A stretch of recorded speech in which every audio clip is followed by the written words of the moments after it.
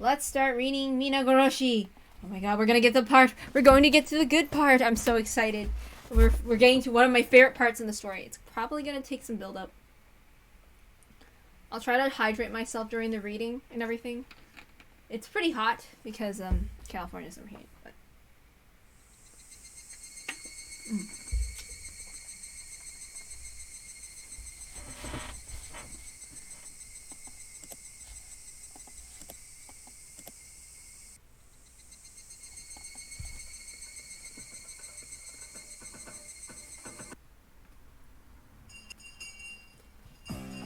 sorry for interrupting your lunchtime, but can I have your attention, please? My classmates looked at me with surprise. I stood at the front of the room and banged on the blackboard. I needed to get their attention. You can listen while you eat. I want to talk about our classmate Hojo Sadako. Everyone was quiet as soon as I brought up her name. They all knew how bad of a situation Sadako was in. Remembering what happened to her last year, they understood how critical it was that she get help as soon as possible. Everyone was thinking they wanted to save Sadako if they could, but they hadn't done anything because they didn't know what they alone could do. I don't think there's a need for me to explain what's going on with her. As you all know, Sadako's been absent for 3 days in a row. It's been 3 days since she got kidnapped by her uncle. He called the school and told them that she still has a cold, but I don't believe that. She hasn't even visited the clinic in the past 3 days. My classmates, think about this logically for a moment. If she's really that sick, why would he not take her to the clinic for 3 whole days? It's hard to believe that she's been sick for that long, yeah. She might have the flu, but if that's the case, she should be seeing a doctor. The whole class agreed it was a bit strange. Everybody had been thinking the same thing inside their hearts. However, no one had really come forward and talked about it. This is a good start. Just think about it. Sadako's the healthiest girl in this village. She doesn't even get sick after eating food that's past the expiry date. But now she's somehow sick all of a sudden and missed school for 3 days? That's hard to believe, isn't it?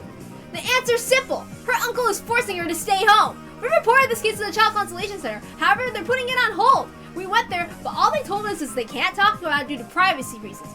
What do you guys think about all this? I think that's wrong.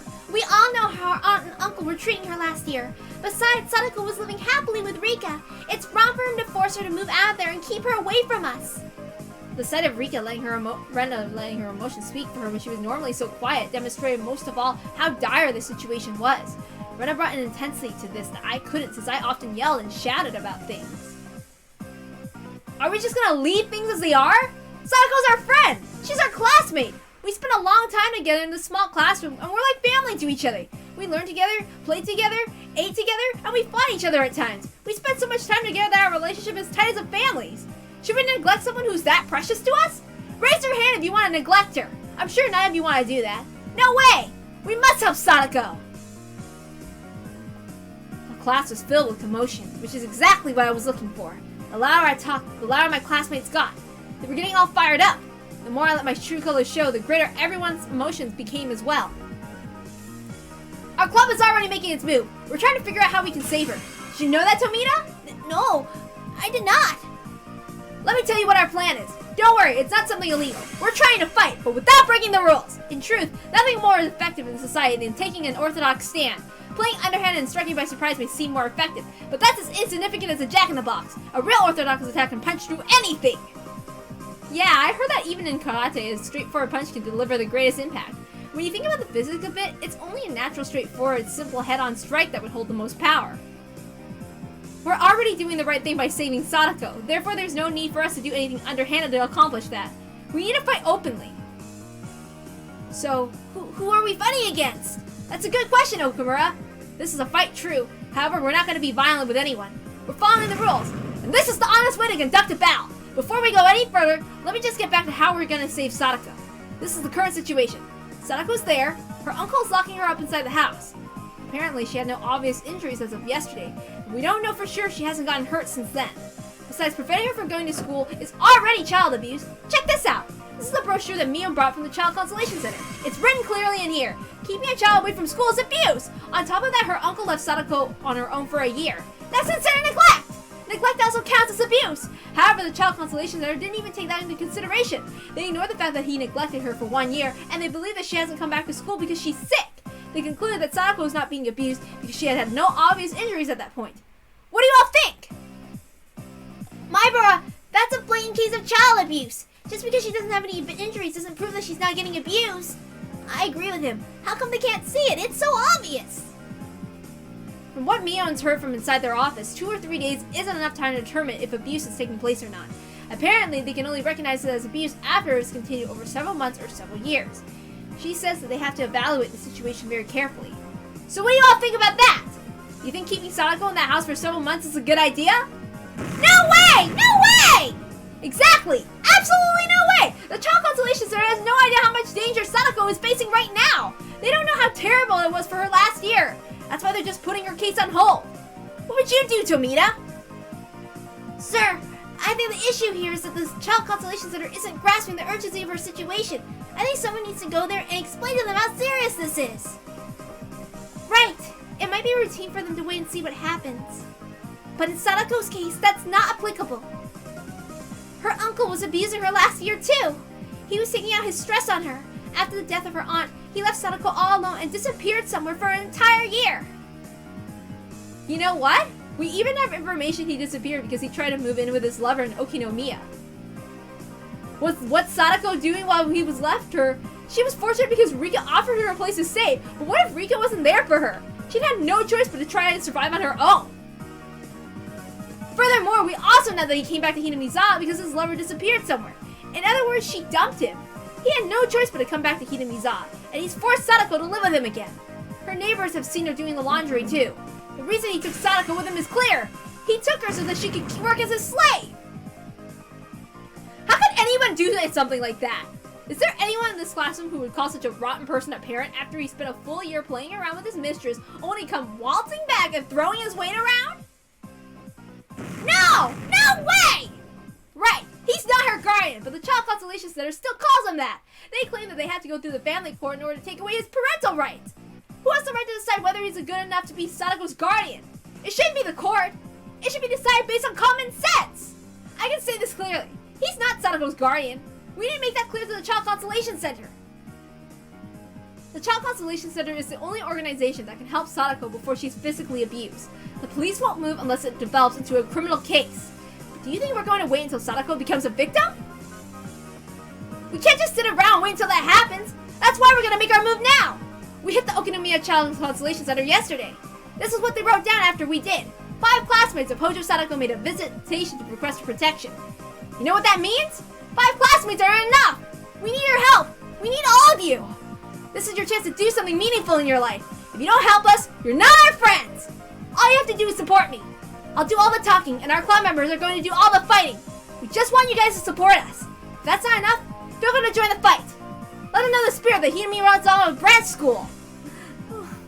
Maibara, what's going on? She looked into the classroom, the commotion having attracted her attention. As soon as she tried to step into the class, someone behind her stopped her. Principal? Miss Chie, I would like to have some tea. Would you like to make me a cup, please? It was a clear display of his intent not to disrupt Keiichi's speech. Are you sure? There are lots of young children in class. If they all go to the Child Consolation Center, how can we explain to their parents? Chie! Furude, what's going on here? Everyone is trying so hard for Sadako's sake. I can't do anything, so I need their help. But I can at least try to stop you from stopping them. She had never seen Rika staring at her with an expression like that. She was surprised to see Rika looking so determined. Why would you want to stop them? Principal, this is splendid, isn't it? They should do what they can. I'll take responsibility for whatever happens. Oops, I messed up. I'm sorry. Let me try that again. Why would you stop them? Principal, this is splendid, isn't it? They should do whatever they can. I'll take responsibility for whatever happens. The principal pounded his own chest. She couldn't object any longer. I understand. Please make sure that no one gets hurt. You all must follow the rules and mind your manners. You have to promise me that. Thank you very much. I'm proud of you, Miss Chie. My students are teaching me many lessons. Yes, I made my decision. My students are like my own children. And what mother wouldn't protect her own children? Alright, head back out as soon as you get home today and meet us at the Okinomiya Library. The Child Consolation Center is on the first floor. Yeah! Wait! Chie! Sensei, are you going to stop us? Certainly not. I understand your passion. I'm going to support you as long as you follow the rules. Yeah! I'm coming with you to make sure you behave yourselves. Is that okay? Yeah! Alright. Here we go. We're all getting fired up! Oh, I love this so much! Alright, I'm not getting comfortable with this. We headed for the library as soon as we got back home from school. I expected a few kids wouldn't show up, but surprisingly everyone came along. I could tell just how driven they were. It was also encouraging to have Chie there with us. I had to admit I've been feeling a bit guilty for dragging everyone to the Consolation Center, but as long as Chie was with us, I didn't need to feel that guilt. Maibara, please come to the counter. Hello, I'm Maibara. How can we help you today? As I wrote on the registration form, we came to tell you about the danger Hojo Sadako is in. How many of here are you today? And how are you all related to her? We're Sadako's classmates and her teacher. There are 27 of us. Well, our consolation room is not very large. Can we ask just a few people to come inside as representatives? Then shouldn't you prepare a bigger room like a meeting room? I believe you should be arranging a room for us, not asking us to adjust to yours. Please just give us a moment. The receptionist seemed troubled. She told us to head back to our seats and started to make a phone call to someone. Good job, Rena! I consider myself a pro, and even I thought that threat was perfectly timed. Huh? Are you trying to compliment me? Rena's good at reading other people's minds. Sometimes she can use that talent against the enemy to intimidate them. A strange atmosphere permeated the office. It must have been the first time the whole class had visited on behalf of one child. It was as though we were here for a school trip. Well, hello, I'm Harayama, the manager of this center. Please take a seat. I'm sorry for bringing the whole class to your office. I'm Chi from the Himizawa Branch School. We're here to talk with you today. They're treating us so differently now that we have 5 times as many kids, plus 1 adult. Instead of that small consolation room, they took us to this big meeting hall. On top of that, the manager was there alongside the lady from yesterday. I'll let Maibara do the talking. Jay sat down at the far end of the table. She was just here to look after us. Besides, like I said, we were the ones who were going to fight. It was fine if Chi had just stayed there and watched us quietly. I'm Maibara KEIICHI. Nice to meet you. Well, I heard that yesterday you visited us with 5 of your friends to present your valuable thoughts to us on Hojo Sadako's case. Are you here on a different matter today? I hadn't expected they would start the conversation. What were they thinking? I don't like how ambiguous this feels. It feels like they're debating how to move, unsure if their fault lies with us or not. Kei-chan, you should clearly tell them why we came here, and let them know that they're in the wrong. My friends were analyzing the situation behind me. It felt like I was having a meeting with the president of a foreign country. Actually, that wasn't far from the truth. I was sort of the prime minister. I was representing the whole class, and I needed to be polite but stern. Alright, let's attack from this angle then. Kei-chan, tell them something like this. Got it? Mio gave me her attack plan. This is really how Mio operates best. If she's weak on defense, then I can bear the brunt with impudence, while Mio issues perfect orders from behind. I took my friend's analysis and advice in consideration, and calmly opened my mouth. No, first let me confirm something with you. We've come here today to make sure that what we came to convey yesterday was properly conveyed to you. So I apologize if this seems rude, but could you please tell us how much you grasped from our conversation yesterday? It's alright if that just means reading a memo aloud. They became quiet for a second. It might have only been a short time, but the silence felt much longer than that. I could see the manager's expression turning serious. He thought he was just dealing with a social studies class, but suddenly, his response changed to the one dealing with a protest group of local citizens. From my understanding, we acknowledge that you came to appeal Hojo Sadako is in an extreme situation meriting temporary protection from our agency, and that we should expedite our response. I believe that our staff at the time explained that we are not taking her situation lightly, and we're currently discussing the appropriate measures. So taking into consideration the fact that Hojo Sadako was suffering abuse from her uncle at this time of year, you still believe an urgent response is unnecessary? Well, our organization has no confirmed records that Hojo Teppei was administering abuse at this time last year. What? What the hell were you guys doing last year? She was being abused by her uncle and her aunt. Please don't tell us you were only aware from the abuse from her aunt.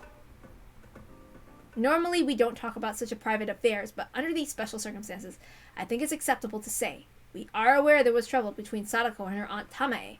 However, we have no records showing that her uncle was also involved in the abuse. In fact, when we interviewed her neighbors, several mentioned Tamae's slight hysteric tendencies, but none ever brought up the name of her uncle Teppei. We believe that simply because his abuse didn't stand out under the shadow of her aunt's especially vicious nature. We do not believe that constitutes evidence that her uncle was not abusing her as well. I see. So you claim that there's a likelihood that Teppei also inflicted abuse on the child at this time last year. The manager and his staff beside him jotted down with a pen, as if to show that that was their first time hearing the information. This is why we came here today. We believe the Child Consolation Center doesn't have a proper understanding of her present situation. We believe that you should also be able to see how urgent this case is once you fully understand it. I see. We are taking that into consideration. Please allow us to do a more thorough investigation into Teppei. We mentioned this last year as well, but her uncle had abandoned his responsibilities as guardian for over a year. We received no response on this information yesterday, but what is your organization's opinion on this matter? Of course, our office is aware that Teppei was absent from his residence for a year, and we have interviewed him on that matter. So what was his excuse? I mean, you can't talk about it for privacy reasons, but to convince all of you, it must have been justified leaving her alone for a whole year, right? If you believe living as his mistress in Okinomiya is sufficient reason for abandoning his responsibilities for a full year, then we would like to receive that in writing. No, is that what happened? He explained to us he was forced to work away from home in order to raise Sadako, so this is our first time hearing that. What the hell? They just believe that crap? If that's your first time hearing that, then you should also know that Sadako has been absent from school 3 days in a row now. While he contacted the school yesterday to say she had a cold, the only hospital in the village, the Irie Clinic, has no records of her being examined. What do you believe the proper response is for a guardian who refuses to take a child to the hospital when she's been bedridden with illness for 3 days in a row? Well, we confirmed that she was absent one day, but 3 days in a row is news to us as well. However, our social worker met directly with Sadako and confirmed the child in question denies the occurrence of abuse. When we asked if she wished to continue living with Teppei, she answered in the affirmative. So there's no abuse as long as she says so. That's one of the more difficult aspects. Whether the child herself feels she is suffering abuse or not is also a very important factor. It's much like the definition of bullying. While bullies may not believe that they are bullying, it's bullying if the recipient believes it is. So you can't do anything unless she admits she's being abused and seeks your help herself. No, that's not quite how it works. Our organization investigates the child's environment, and if we find any problems that might harm their lifestyle, we take appropriate action to protect them. However, we don't believe Sadako's case has reached that level of danger at the present. Oops, I messed up my customer service voice, sorry. No urgency at this point. That's exactly how the Child Consolation Center felt about Sadako's case. Our classmates who've been watching the discussion burst into an uproar. How can you say something like that? What makes you believe she's not in danger?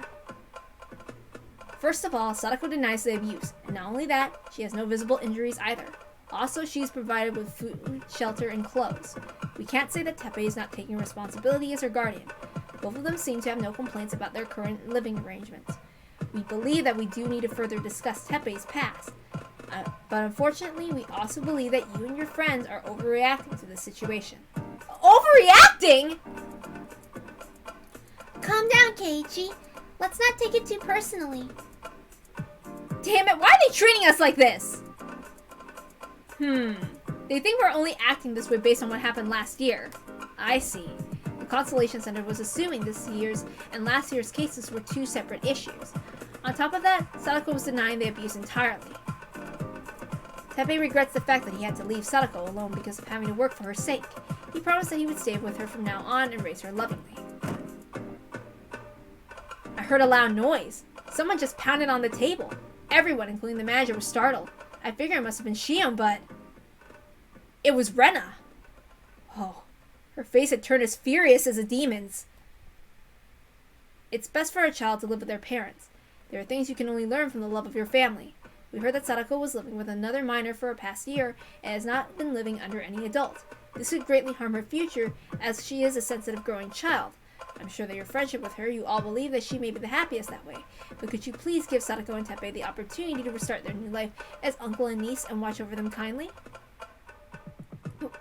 Weren't you listening to any of the things we said? You're saying that you're not going to help her unless Sadako asks for your help. How is she supposed to seek help if she's being locked inside her house? She can't even go outside or make a phone call. How can she seek help? We came here in her stead because she can't be here herself. But you're not even willing to listen to us. That's not what we're trying to say. We'll remember that over 20 of her classmates visited to talk about Sadako's case. We'll take what happened today in consideration when we make further decisions about her case. When are you going to make the decision? Can you guarantee us that Sadako won't get hurt before the decision is made? If something happens to her, will you take responsibility? If she gets even a single bruise on her body, you're in huge trouble! Shion, that's enough. Please, tell us when you'll make that decision. That's right! How long is it gonna take you? Like I said, we need to take the matter seriously and make a careful decision. In order to do so, we'll continue to meet with the two of them and investigate so that her and her her uncle, can have a better relationship. Please wait and see what happens for a while. We ask you to do so for her sake. So that's your response. You're saying that it isn't urgent even though we came here to tell you that it is. I was starting to get lost in what they were trying to say, but Retta's words made me realize everything. We came here to tell them that they needed to protect her right away, but they clearly told us that they didn't see any reason to do so. We understand there may be a reason for urgency. We'll take your opinion into consideration and make our decision. I hope that will satisfy you. At first glance, it sounded like they were speaking humbly, but our insistence of the urgency to Sadako's situation was spinning their wheels. They had no intention of meeting us halfway. Right, they are officials. Plus, they have the authority to change the life of an individual like Sadako. Considering that, being a little overcautious and carefully delivering matters wasn't the wrong response for them, and I would have understood if this wasn't so personal. In reality, Sadako had no time to spare. We could see that because we understood everything. We knew how Sadako would reject me after I rubbed her head because of the horrible abuse she got from her uncle. That nightmare will come true in just a few days. In that nightmare, I knew I should have saved her, but I just wasted my time. I wasn't going to make the same mistake. I had to make the move immediately. Maibara, did you say everything that you wanted to? Yes. That's it for today. Thank you very much for giving us this opportunity. Everyone, please bow to them. Class President, will you take the lead? Thank you very much. No, thank you for your valuable opinions. Oh no. Okay, let's see. Let me just settle in my chair again. Sorry. Thank you, everyone! Be careful on your way home! We all came back to Hinamizawa together, and it was time for us to part. As class president, Mion gave everyone the notice we were dismissed. However, everyone stuck around to talk about what happened today. We came back to Hinamizawa on our bikes, so we didn't really get to talk with each other. But now that we've gotten off of them, we finally got to say what we wanted. This is the first time that everyone in the class has gotten together and fought for someone like this. It reminds me of the dam conflict. Everyone's feelings are united. That's true. None of these kids participated in the conflict, even though they might remember it from when they were a baby. But what we did today was more polite than they did in the dam conflict. No one's bleeding and there's no bombs or riot police. Unity is the best thing about Hinamizawa. That's true. This old man's blood is boiling for the first time in a while. The people in Hinamizawa all got together to fight against the dam project. Okay, give me a moment. I need to make sure this wire isn't touching me. Everyone working together as a team means a lot to the villagers here. If there's one person coming, 2 should throw rocks at him. If there are 2, 4 should do so. If there are 4, then 8. If 1,000, the whole village should stand up and fight. What's that? A figure of speech? It's something that our grandma used to say. She was trying to tell the villagers to band together and fight. When there's one enemy, 2 should fight together. When there are 1,000, the whole village should fight together. I see. She wanted the villagers to unite and defeat their enemies. It means more than that. Uniting to fight together is one thing, but it also means the whole village should unite and fight for the sake of an individual. It means that everyone should share that individual's pain, sympathize with them, and fight for them too. Wow, that sounds very similar to what's happening right now. In other words, the battle we're fighting now represents Hinamizawa as a whole. I see. Everyone supported me, not because they were impressed by my speech. It's because it's their nature to unite like that. The classmates were all sticking around and discussing the issues surrounding Sadako. For some of them, this was like a return of the dam conflict, but also a big chance for those who never experienced it. It almost felt like a festival. Most of them thought that we didn't make much progress today, though. My bra, so the conclusion is they're not gonna save Hojo, right? Their answer wasn't that bad, but you're right in the sense that they'll watch her suffer. I live close to him, so I know what kind of guy that uncle is. He's not normal. We figured out that the people at the Child Consolation Center don't understand anything, But we can't just give up after today either. Tomiya and Okamura seemed serious. They weren't just supporting me. They wanted to make a move themselves. We're gonna have to work hard and save Hojo. Yeah, I agree. It's hard to believe these are the same innocent kids who always run around during the school. I'm really happy to see them so motivated. Of course we are. Sadako's our friend. We're gonna save her. So please lend us your support again. Oops. Hold on, this is KEIICHI's voice. My bad. Let me try again. Of course we are. Sadako's our friend. We're gonna save her, so please lend us your support again. I messed up. God damn it. Let me try it again. Of course we are. Sadako's our friend. We're gonna save her, so let us your support again. No, my bro, this is our responsibility as our classmates. We're not fighting because you asked us to. We're doing this because we want to. I'm impressed to hear that from you, Tomita. Shall we go there again tomorrow? I don't think we should take any days off. Consistency is important. I agree with Rena. But it's only going to end with the same result if we go there with the same people again. I think today was more effective because we were there with more people. Then shall we go there with even more people tomorrow? Shall we? Rena turned her back toward everyone as she spoke. We all understood what she was trying to say. Not all children from Hinamizawa go to the branch school. About half of them go to the school in Okinomiya. Those children are not our classmates, but they're still our friends from around the neighborhood. Hinamizawa is a small village after all. They know Sadako as well as we do, and they also know what's going on with her right now. Rumors spread at the speed of light in Hinamizawa. I can tell by now everyone in the village knows about my embarrassing history of undergoing punishments. I'll talk to Daisuke when I get home. I bet he'd come with us. I'll call my friends when I get back home too. The school in Okinomiya isn't that far from the library. That's a good idea. I'll try to get more people too. This is turning out so well. I think we can get at least 10 more people on our side. I'll try reaching out to a few members of the kids club too. I think I can at least get 3 of them to come with us. I'll ask my friends from cram school too. But none of them know about Sadako or her situation. They're just friends of mine, so it'll only be about 4 people. Do you think it might be difficult to get other adults involved? Well, the people in the town council don't want it to have anything to do with the Hojo family. Because of what happened during the dam conflict? How about older people? Can't we get old people on our side, Rika? Older people are bitter towards Sadako. People who believe in the curse of Oyashiro really think the Hojo family deserves what they get. So we can only get children, but no adults. How many of us will there be? At this rate, there's going to be about 17 more children. I don't know if they'll all make it, but hopefully there'll be more than 40 of us. 40 people. I'm impressed, KEIICHI. You think 40 is enough, Rika? What? I grinned and tapped Rika's chest. It's not enough! 40's not enough to knock out those stubborn people. We need at least 20 more. I'm sure 60 people would intimidate them. But where can we get that much help? You have no idea. My name's Marmara KEIICHI. If I say I'm going to accomplish something, I will.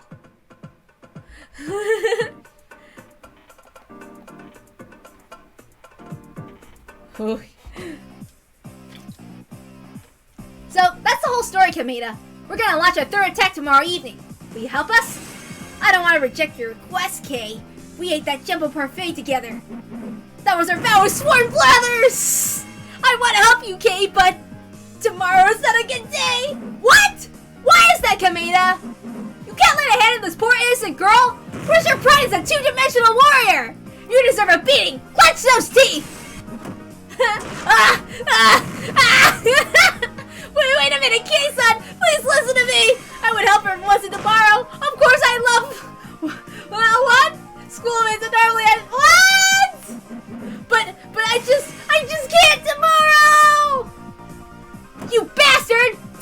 Kameda. I'll knock at least 3 of your teeth out if you can't make it because of your parents' funeral. I can't come tomorrow because tomorrow's the dessert fiesta here at Angel Mort. What did you say?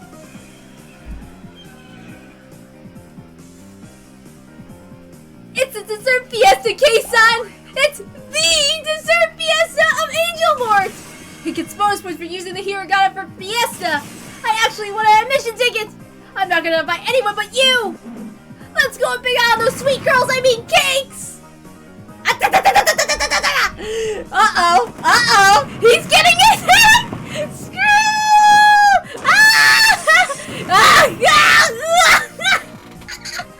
Please, Kei-san! I'll help you the day after tomorrow, so please let me go to the fiesta tomorrow! Please, I'm begging you!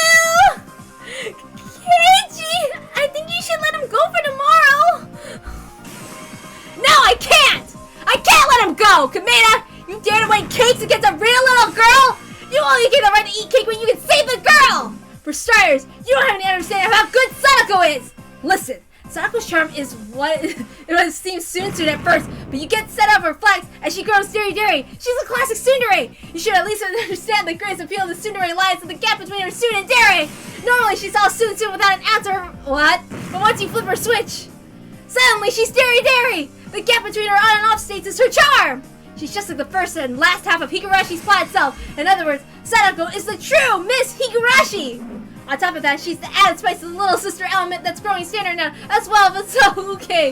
She's the new generation of hero with a perfect level of rebellious spirit, making her grand descent to the world overflowing romantically dependent heroines. You want to know how amazing her advent is? She's in the crowd with a blonde princess lying in the open field, but she's not a goddess, so don't go spelling upload her past, please. If you can't understand her appeal, then what are you? Where's your pride as a 2D you were? What? You dare say you're moving to fake 3D, not with the increases of polygon count? You're such a 2R, representative of the age of heroes. 256 bit colors. They found love and more in there, evolving their emotions. None of that was escaped to the 2D world. It was the evolution of love derived from the love of a real woman. The statue of Venus and the Mona Lisa are all the episodes of proprietor's feelings of Moe. By the way, I think the fuse pixels was came from drawing. Young people nowadays probably can't even tell she's a girl. Oh, by the way, the Princess of Dragon Buster was also amazing. She was wearing a short skirt with a crown, and she has a tractor, but she even changed to the swimsuit and a bunny girl outfit. If I only say that I'm the one with the oldest cosplay hero in the history of Japanese arcade. Yes! We did! You are such the truth with the long pixels of polygons! Seeking their true form, so I can see you can choose those pixels of polygons over our real life little girl that exists around those models between you! That proves you lost sight of your clone self for the half measures! 2D words and not 3D! They're the new generation of 3D words who love 3D even more, trying to express the details of 2D symbols! Even calling it 2D is better with elegant 3D! You make it infused with their two sides of 3D!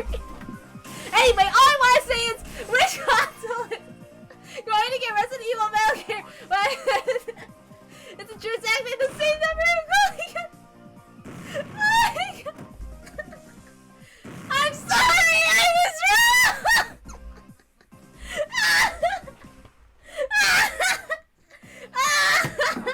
Usually I do that better.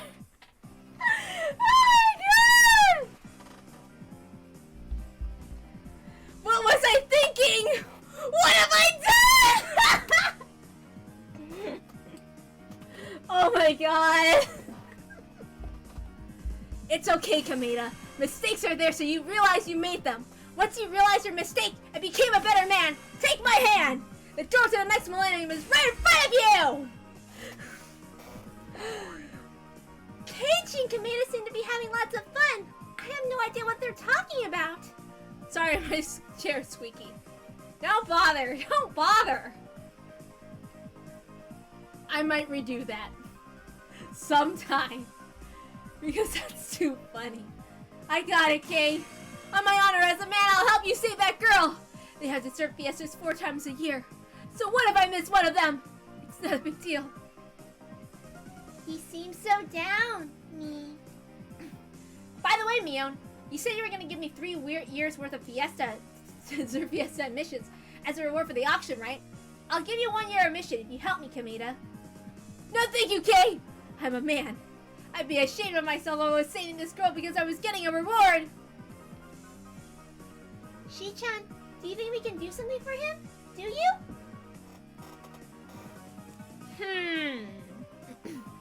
How about this?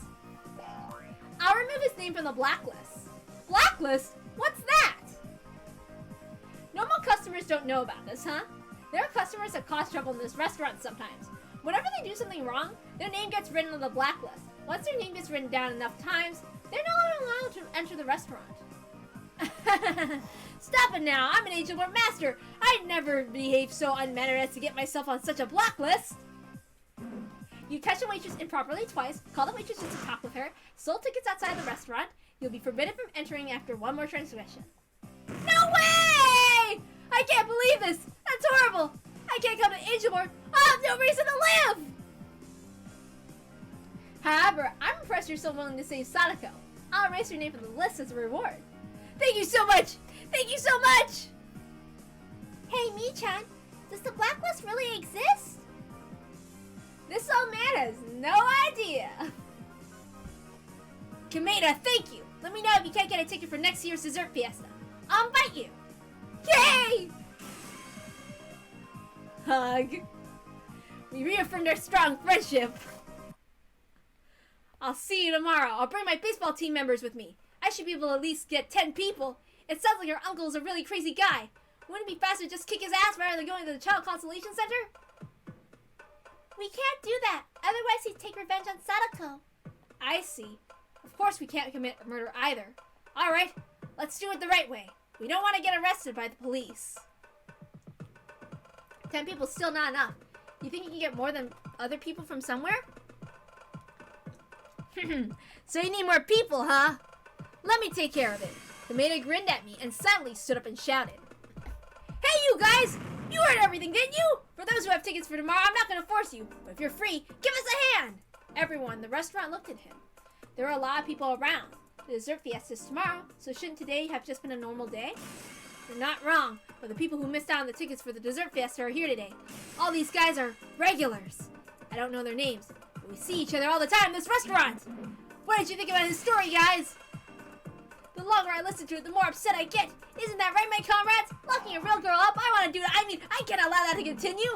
I'll punish any guy who can't be nice to a girl. He can't do that in his imagination, but it's unacceptable in the real world. Those again with UK, we admire your hunger. The Oki of Mina strategy is prepared to enact a rescue operation. Please prepare us in order to attack.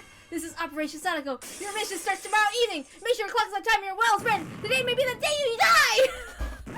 All right. I'm sorry, you guys. Thanks for your help. You don't even know her. We can't abandon her just because of a tiny little thing like that. Besides, we know very much about Princess Sadako. My fellows and I enjoy indulging in the warm sentiments that fill our hearts when a young lady fails to notice a bit of cream stuck to her chin. Therefore, this is a personal matter for us as well. Okay? Alright, you guys. I'm gonna rely on you. You need to back me up, okay? Be ready to fight tomorrow evening. Yeah!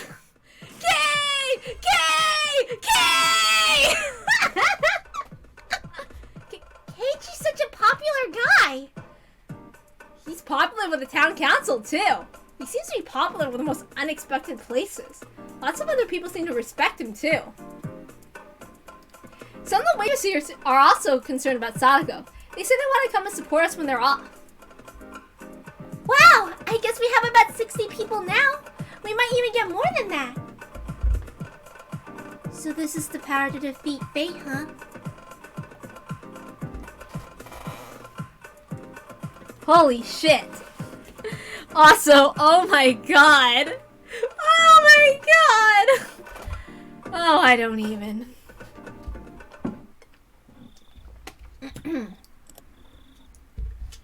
That night, I attended a meeting for the Watanagashi Festival Committee. Everyone assembled at the meeting room in the Furude Shrine. I'd seen the building a few times, but I hadn't actually been inside before. There were pictures depicting the history of the dam conflict on the wall. According to Mion, this assembly building has been used as the headquarters of the dam protests back in the day. There was a huge flag that said Onikafuchi Guardians hanging on the wall. People had written messages on it. I'd been called to the meeting so I could introduce myself. While I had been chosen to the host of the auction several days ago, this is actually my first time attending a meeting. There were about 30 committee members in the room, and my dad and I were introduced to them. Since I'm a minor, I had to bring my dad along. I often heard the term parental rights recently because of Sadako's situation, and because of that, I've been thinking about the relationship between me and my dad. The Maibara family is a pretty happy one, I think. I'm blessed to have parents like them. God, how many people need normal parents? Cause I do. Hello, I'm Maibara KEIICHI. This is my first time doing something like this, and I'm very nervous, but I'll do my best! Here, you do your best, young man! Their friendly smiles and applause made me realize how welcoming people are in this village. I felt pressured as I thought about the big responsibility I was going to undertake at the festival. Since I looked so nervous, the leaders of the committee all came up to me and said I should just act natural and do my thing. Thank you for offering my son such an important position. I'm sorry I'm unable to participate in council activities due to my job, but I'll do what I can to support my son. My dad must be used to making speeches. Alright, we'll break up into groups and start the meeting. It's going to last until 8:50 p.m. Please bring your discussions as soon as you can. The festival committee can be broken up into different teams, like General Affairs team, a construction team, a refreshment booth team, and a ceremony team. Each team has separate meetings. My dad and I were told to join the event team, but after all, we joined toward the end without knowing anything, and the festival was next Sunday, too. I didn't understand anything, and they were saying, and I couldn't even express my opinions anyway. Nodding and pretending to participate in proceedings was the most we could do. Near the end, I finally got information about the auction. I found out what time I was supposed to be backstage and other stuff about my job like that.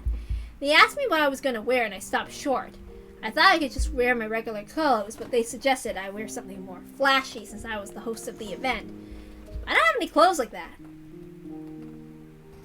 How about a suit with a bow tie? That would make you look like a real MC. A bow tie? That's so embarrassing. I don't want to wear something more casual than that. How's the meeting going, Kei-chan? What you talking about? They're talking about what he's going to wear during the auction. If you don't have anything flashy to wear, I can get you something like that. Really? Oh, I'm sorry, I haven't introduced myself. I'm Keiichi's father. Dad, I don't trust him to get me proper clothes. I'm sure he won't get me anything for men. A bow tie is fine. I'll just wear that. If I didn't compromise on that, Irie and Mia would try to make me wear something outrageous. She'd also want me to wear women's clothes. You're part of the committee too, huh? Which team are you on? He's on the General Affairs team, where he's in the charge of first aid. We always ask for his help since he's a doctor and all. All I have to do is give band-aids to people who trip and fall. It's an easy job for the most part. I'm just drinking beer under the main tent.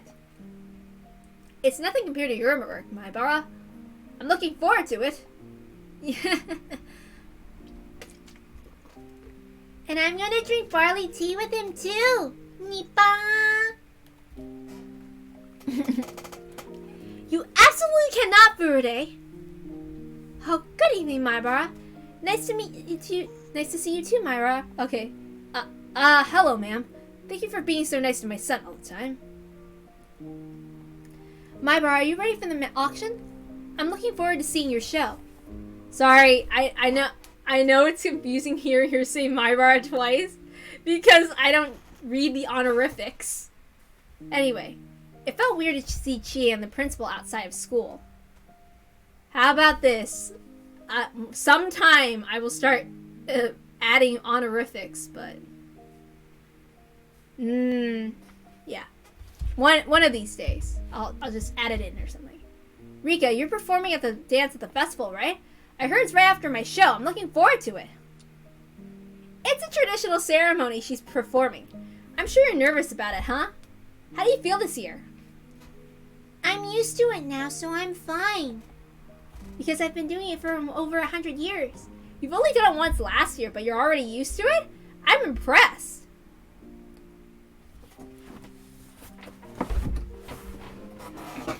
Alright, let's see. Maibara, it's been a while. Oh, Oishi! It's nice to see you. Have you been practicing the Tsubame Gaeshi? We should play together. You won't get better unless you play every day, you know? You know how to play Mahjong, Maibara. Oh, he knows how to play, doesn't he? He's a pretty good player, too. Perhaps we really should start playing mahjong at our club now. We should go and crush every mahjong parlor in the city. Oishi thinks I'm an experienced player since I was practicing Tsubame but Gaeshi the other day. Why do people misunderstand me all the time? By the way, Myra, I heard about that case. What case? About what you're planning to do tomorrow evening. A few of my staff members are going to be there as well. Takano and Tomitake are coming soon. We can't bring that many people, but I hope you'll let us join you. That's so nice of you! Thank you so much! Every person counts! Irie. I'm sorry we can't do much to help her, but we still want to do something. This is what Takano suggested. Takano? Yes. She wanted to help somehow. She feels bad she wasn't able to assist you the other day. Oh, now you're talking about that rumor. The one saying that Myra has become the leader of the protest group or something. Even you know about it? You know about Sadako? Of course he does! He's very sensitive to the rumors inside the village. It's only my job. I'm very well aware of what's going on with Sadako. Oishi, what do you think about her case? Oishi is, after all, a police officer. Could he maybe have an option other than going to the Child Consolation Center? I also think that going to the Consolation Center is the smartest thing to do. Then, you're saying that there's no way to save her before something happens? We would probably do the same. We meet up with him and tell him not to harm her. I'm sure a professional social worker can do a better job than that, though. They take care of these abuse issues better than the police can. The police can only take action after something happens, but the Child Consolation Center can make a move before it does.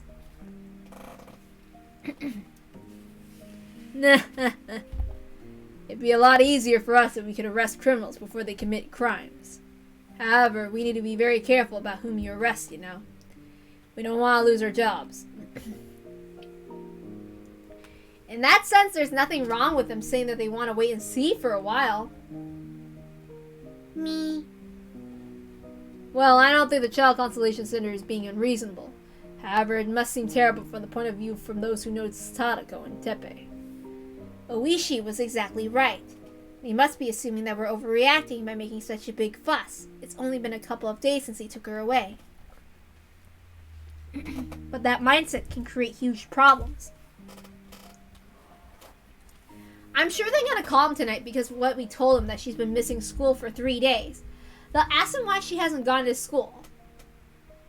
Teppei might beat her up for that. I don't know. However, if he continues to keep her at home after the call, the Child Consolation Center will probably make a move. I think they'll talk to him about it. So she might come to school tomorrow? That's possible. Teppei can't stay in Okinomiya for some reason. That's why he needs to stay at Sadako's house. I'm sure he doesn't want any further trouble. He can't stay in Okinomiya for some reason? That's right, for some reason. I heard that he had some kind of money-related trouble. You don't know about that, Sonozaki? I have no idea. I don't know what you're talking about. What do you mean, Mion? There's a reason he wants to stay at Sadako's house? Well, yeah. Teppei has money issues, so he can't live in Okinomiya anymore. He's hiding out in Hinamizawa until the trouble brews over. Then he should hide somewhere alone.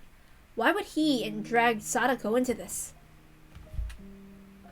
You want Sadako as your maid, right? It's the same thing. No! That's not right! Maids are about love! There is love behind my desires! I'm totally against violence! A master should treat his maid with love! Okay. Let's just ignore that pervert for a moment. So, Oishi, you think that there's no choice but to let that Child Consolation Center take care of it? I think that's the most realistic plan. There are certain steps that you need to follow. Then you take a piss and go to the toilet and pull down your zipper, and you don't follow those steps, it ends in disaster. Ew. That's a gross way to put it, you disgusting old man. I'm sorry I can't help you. But I do find Sadako's case unfortunate. I hope that everybody gets a happy ending. The Child Consolation Center is going to make their decision regardless. But what are you guys going to do isn't against the law either. What you're doing, Maibara, is not a mistake. Don't give up. Do all you can do. I'll support you too. You know, one day I'm gonna replace Irie's lines and give him something that doesn't make him sound so creepy. And be like, this is my version of it. I don't know. Would that be a good idea? Because honestly, I cannot stand Irie's lines about certain things. Because that's weird. Thank you very much. We went there yesterday and today, and we're gonna go there tomorrow too. I believe we can save her, so as long as we don't give up. 3 days in a row, huh? I heard you took 20 people today. Are you gonna take that many tomorrow too? Keisha's really talented when it comes to stuff like this. You'll be surprised. There's going to be 60 people tomorrow. My, that's amazing. I can see you becoming an active labor union leader when you grow up. The head of our union's pretty deplorable. At that moment, I heard someone clapping. It was almost 9 p.m. The meeting was over. Everyone returned to their seats and listened to each section head's report on what they discussed. You're incredible, Keiichi. You know so many people from the village. But there are even more people that I don't know. Are you sure? You were talking with so many of them. I really am impressed. They're such nice people. Maybe I should get involved with them too. You should. Hidemi's always all about helping each other. I know you're busy with your work, but you shouldn't be involved as much as you can. I'm gonna talk with your mother about that, I think. That's it for the meeting today. The next meeting is... Oh, tomorrow! I'll see you all then. It'll be the last major meeting before the festival. Thank you for coming today. Chairman, will you give us closing some remarks? What the hell's wrong with me? No, it's fine. Let's just go home and get some drinks. That's it for now. Let's meet tomorrow at the same time. Thank you. Everyone laughed at Mayor Kimiyoshi's closing remarks. We finished cleaning up, and everyone began filling out of the building. Even though it was a weekday, some of them were going out for drinks. They asked my dad to go along with them. My dad isn't an ordinary worker. He can sleep in as he wants to, as long as he makes his deadlines. Keiichi, they want me to go for a drink, so I'm going, okay? Sure, have fun. I'm heading home now. Going home alone was kind of sad, so I thought I'd walk home with Mio, but she was still lingering in the meeting with the mayor and other important people. She was probably busy with the festival being so near. As I contemplated whether to wait for her or not, Oishi came up to me. Good job on the meeting. How'd you get there? I can give you a ride home if you want. I came here on my bike, plus I'm waiting for Mio. I see. You'll be waiting a while, though. They're discussing the trouble they had with the refreshment booth team. Trouble with the refreshment booth team? It seems like such a fun festival, though they still have some issues, huh? Oh, yes. It's hard to make adjustments this late. Shaved ice and yakisoba are always popular, so everybody wants to do those. But it'd be a problem if all the booths sold yakisoba, right? And you don't make those kind of adjustments, so there'll be a variety of booths, but people get upset when they have to run a booth that's not going to make them as much money, you know? They suggest running the booths in rotation every year. Some people don't have enough staff to do certain kinds of booths, and other people claim that their yakisoba is better than everyone else's. They also fight about locations and who to hire, etc., etc. I had no idea the preparations for the festival were so complicated. Everything needs adjustments. Guess it sounds like a boring adult talk for a young man like yourself. But adjustments are necessary to make things go smoothly.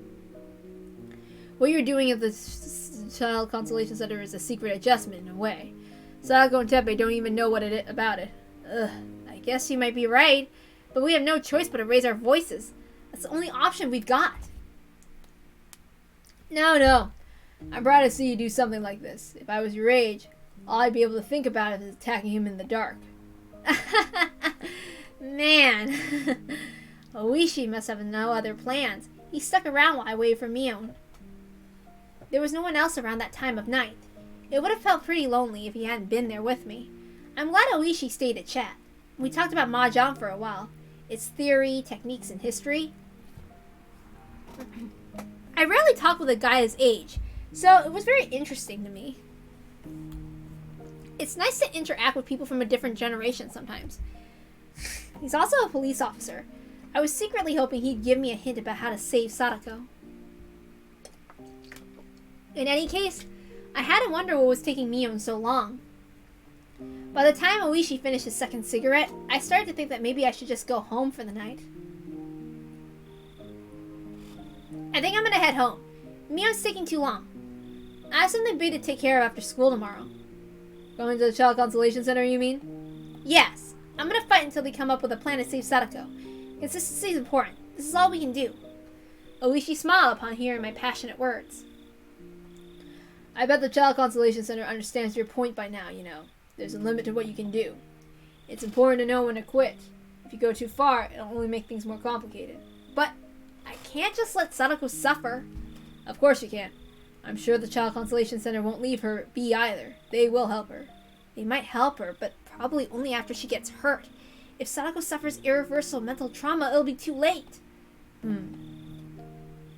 Oishi took out his third cigarette. That meant he was going to stay here until he finished it. I didn't feel like waiting here with him, though.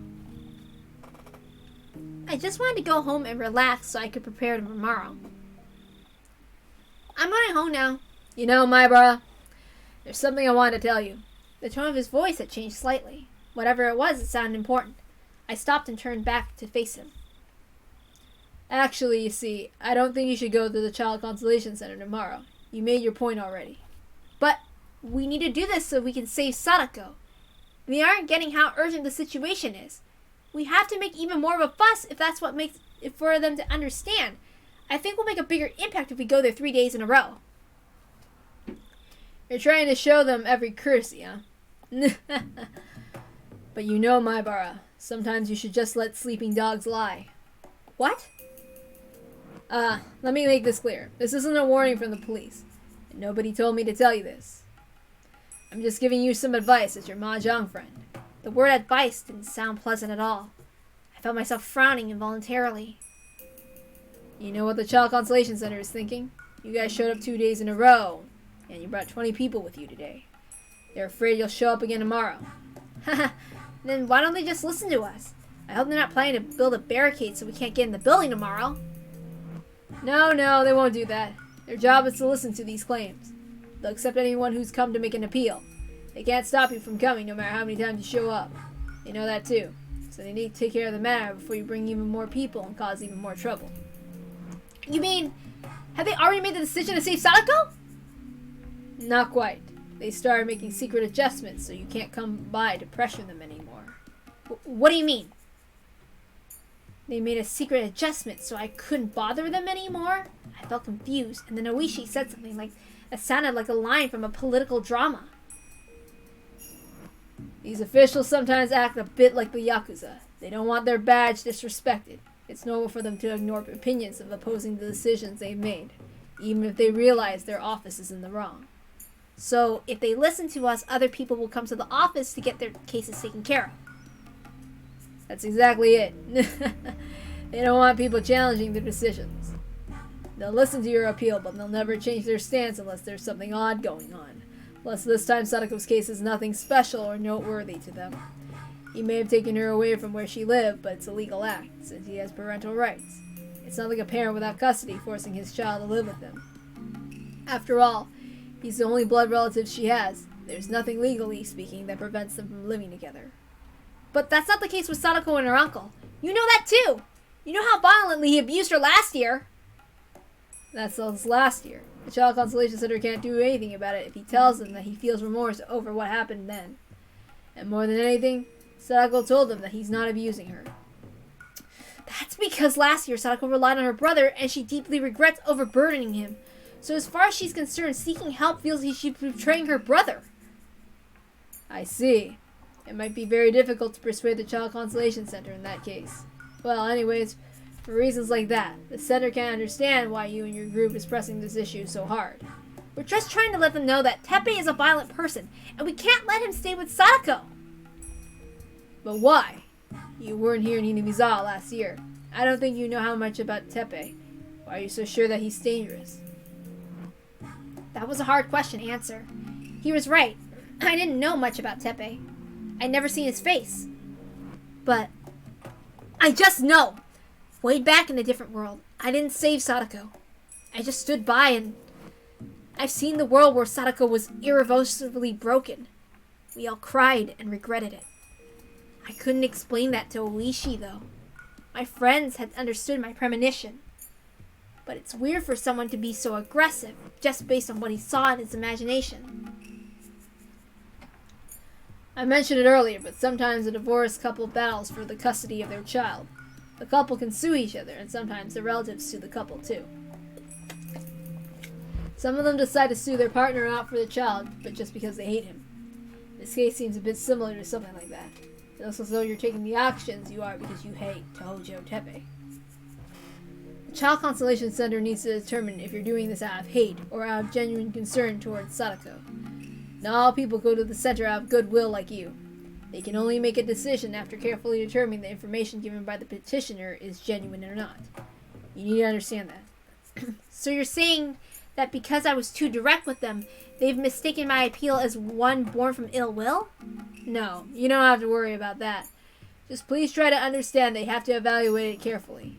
If they put a child under protection every time they got a report, the nation would careen out of control. That's right. I think there was a passage in the Civil Law Book Center that showed us on the first day. The family or the prosecutor must make an appeal to the family court. Family issues have to be resolved within the family. An outside appeal might move the center to take action, but an outsider can't tell them how to respond. When it comes to that, Sadako's only family is her uncle. Since her uncle obviously wasn't going to do anything about this, Sadako would have to seek help on her own. But Sadako's denying she's being abused at all. This isn't going anywhere. The Child Constellation Center is simply hoping that you'll give up. They have other cases that need more urgent attention. They're not sure if they should ask you to give up. That's what I wanted to tell you today. What do you mean? I don't get it. Myra, when you visited them today, did they treat you better than yesterday? Yeah, a bit. We were taken to the bigger room, and the manager came to see us too. You might think that the manager is ranked just a little bit above the regular staff members. However, his position is as high as the section chief in a regular company. It's very difficult to achieve that position. The person you talked to today is actually a very powerful man, more than you could imagine. It's not normal for them to do that. The manager normally never shows up for a consultation. You need to recognize that the treatment you got today was a very special one. It never seemed that special to me. I thought we were taken to a big room because we went there with more people. And Rena told him to adjust to us. Because you were so well organized, they're suspecting that you're not the actual leader, and the Sonozaki family are the ones behind this movement. I'm sure you know how powerful the Sonozaki family is in this village. I do, but it has nothing to do with the Sonozaki family. We're simply fighting to save our friend. Mio hasn't even mentioned her name. That's what the Child Constellation Center wanted to know. It's their normal routine to politely refuse a huge crowd of petitioners. However, things could be different if it was Sonozaki Orio's idea. Orio holds a great sway in the city's government. No one can go against her wishes. I'm aware that Mion's grandmother is very powerful, but this has nothing to do with this. In order to make it clear, the local government officials have approached the Sonozaki family in secret. They met Oreo and asked her about this case. They're going to take action if they found out it was her idea, but they soon discovered otherwise. So, they're not going to take any action anymore? It's not just that. Oreo is now aware that there's commotion going on within the village. I'm not sure if you're aware of this, but some people in the village still hold a grudge against the Hojo family, the traitors of the dam conflict. Ever since the curse of Oyashiro, the Sonozaki family have been telling people not to interact with the Hojo family. You might wake up a sleeping dog if you continue to make all this noise. What happens if I wake the dog up? I don't know. Oishi paused for a while and drew her cigarette. I'm not saying that you'll be threatened or that they'll hurt you.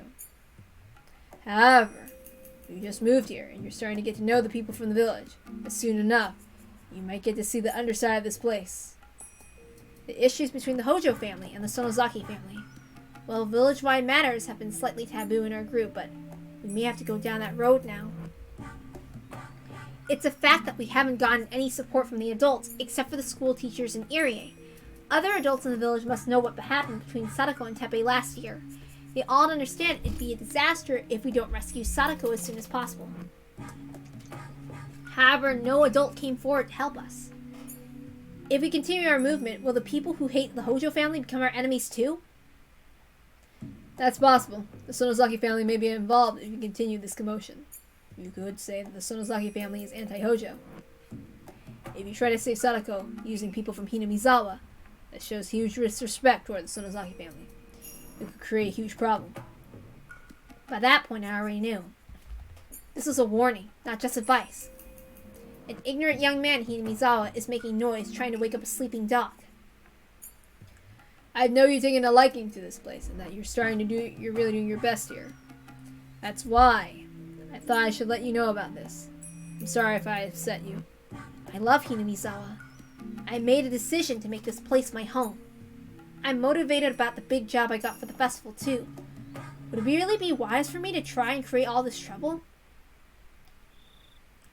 I'm just speaking as your friend, nothing more. I'm not going to try to threaten you or anything like that. I'm not going to try to make you do anything you don't want to do. I just want to give you this information. Oishi smiled at me and stomped on a cigarette. I thought I made the decision to do what was right. But was that only a stupid idea of an ignorant little boy? Did I need to grow up right now and think about this again? Dark clouds hung over my heart. But wait a minute. Did that mean I didn't even have the courage to risk losing something? Was I not brave enough to save Sadako at all? I had to be the red fire. I couldn't give up, even if everybody else did.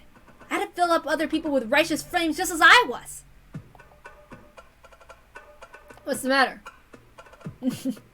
What a bold smile you're wearing right now. Thank you for the valuable advice, but I can't give up no matter how much you tell me. I won't stop even if the whole world tells me to. Even if the whole world is against you, huh? You're a stronger man than I thought. If the whole world is telling me that I'm making a mistake, then I have to stop and reevaluate myself. However, I already talked about Sadako's case with my friends over and over again. This isn't just my idea. I'm confident that our decision is the very best one to make. I agree with you, Maibara. Young people like you tend to make hasty and dangerous decisions. However, all of you are being very rational about this. You're making a democratic appeal. Just like Dr. Erie was saying, there's nothing wrong with your methods. I know! I'm positive we're not making any mistakes. We're doing our best to save our friend. We're not going to give up just because we feel threatened. We're true comrades. I have faith in us, even if the rest of the world doesn't. That's what friendship's all about. You have a strong will. Not even my detectives are as strong as you are. Oishi gave me a wicked grin of admiration. I could tell that from that grin. He wasn't trying to pressure me at all. It was exactly the opposite of that. He had shared this information with me to confirm that I was ready to face this challenge. I didn't even have to consider whether his words were advice or a warning. Every man has many things he wants to keep believing in, even if others don't share that belief. Of course, it's important to listen to advice with sincerity, but some beliefs you still can't turn away from. That's what being a man is all about. I also have a strong will, you know? About 5 years ago, a person who was like a brother to me was killed. He was murdered? The case was declared solved, but I'm continuing an investigation alone because I suspect there's another person in control behind the scenes. The department told me I was wasting my time. They told me to stop, but just like you, I can't give up. Are you getting close to finding out who did it? I don't know about that. Anyway, if your resolve is that strong, then there's nothing for you to fear. Just follow through on your beliefs. I'm often threatened to show more restraint if I want to keep my full retirement pay to myself, but I've never given in. There's a lot of things we men can't convey without being unwavering. My, that's exactly right. We can't give up no matter how risky it'll be. It's important to pursue your goal. And even if you end up playing into their hand, that's what being a man is about.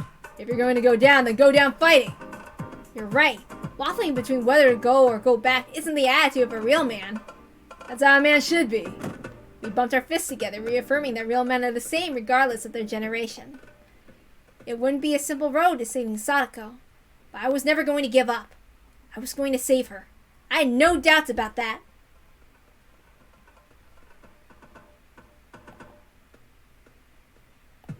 Alright, and then there's another tip.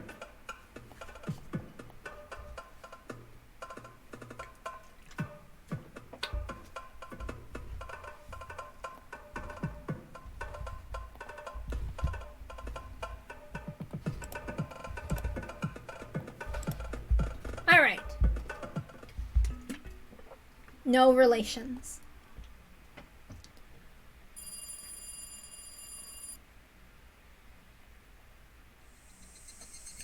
please hold on a minute. I'll get her. Oreo, someone from the municipal government is calling. Hello?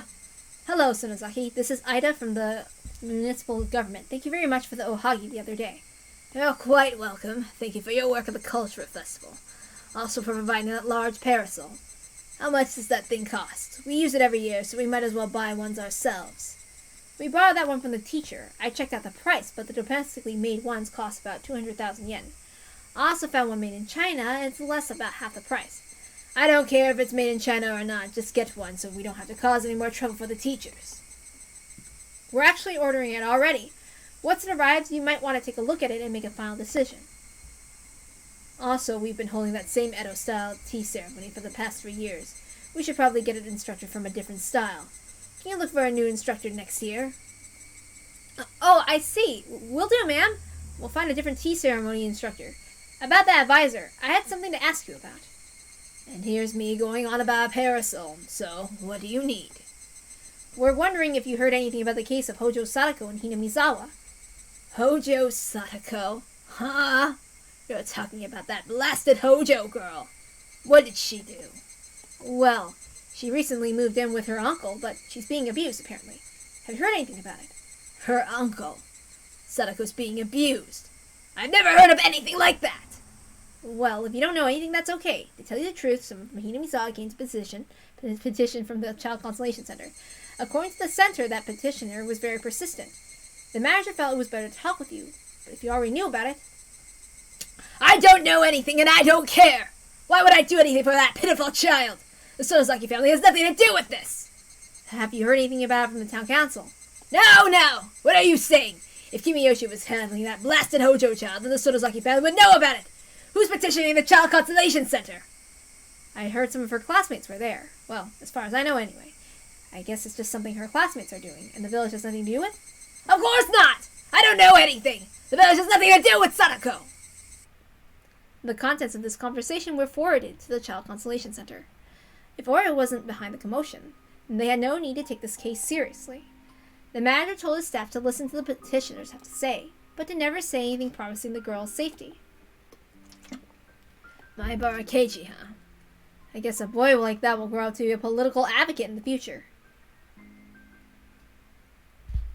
Sending the brat back. Next tip. It had been 3 days since he told her to stay home. He got another call from that annoying teacher again, so he yelled at her and hung up the phone. That woman is too persistent, Teppei thought. She won't give up that easily. He was sure she'd call the Child Consolation Center again. The biggest reason why Teppei refused to let Sadako go to school was his fear that she'd seek help when going there. She pretended like nothing was wrong when the social worker from the Child Consolation Center showed up, but that was only because he was right beside her. She'd probably betray him as soon as she got her chance. Then the Consolation Center would show up immediately.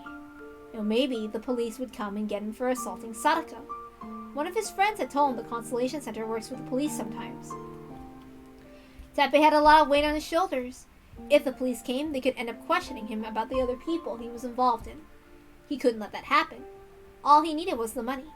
Teppei could leave this awful village behind as soon as he found his brother's bank book. Teppei usually stayed at home, as he found the way the other villagers looked at him unpleasant. So when playing mahjong with his friends, he played it at Sadako's house. But mahjong requires at least 4 people. When Teppei couldn't get that many people to come over, he stayed home alone and watched TV instead. He started using this ample free time to sniff around the house for his treasure. Sadako would end up cleaning the mess he made. Besides, it wasn't his home anyway. What did it matter to him about how much furniture he broke? He cleared out the closet and went up to the attic. He also pulled out all the chests and searched through them thoroughly. His wife had been a pretty clever woman. She must have hidden it somewhere very unusual. He messed up the whole first floor and went up to the second floor to search some more. The next moment, Sadako went and tried to tackle him. Not Nini's room! What the hell? You can't go inside Nini's room! Teppei immediately assumed that she was hiding the bank book in there. He threw her off and forced his way inside the room. However, Sadako tried to stop him with all of her might. It was amusing for Teppei to see Sadako resisting him to that extent, but it also surprised him a little. He asked her why she didn't want to go into Satoshi's room. That room belongs to Nini! Nini will be hurt if he comes home and sees his room destroyed. Uh-oh. You don't want me to come in there just because it's your brother's room? You don't even know if he's still alive. Nini is alive! He'll come back home! Don't destroy his room! What are you saying? I'm not going to destroy the room. I'm just trying to clean it up. Why would you have to save this room for someone who's not here anymore? I need to clean it up. No! No, you can't! Sadako's crazed behavior convinced him that he should stop provoking her for the moment. While Teppei was very talented at threatening people, despair makes cowards courageous. If he ignored Sadako and tore apart the room, she might just run away. He didn't want Sadako to be nearby, but he also couldn't let her run loose. Fine then! Okay. Oh no. Okay. Oh. Well, okay, that makes sense. I mean, yeah, I've already read through this before, I'm just saying it like that.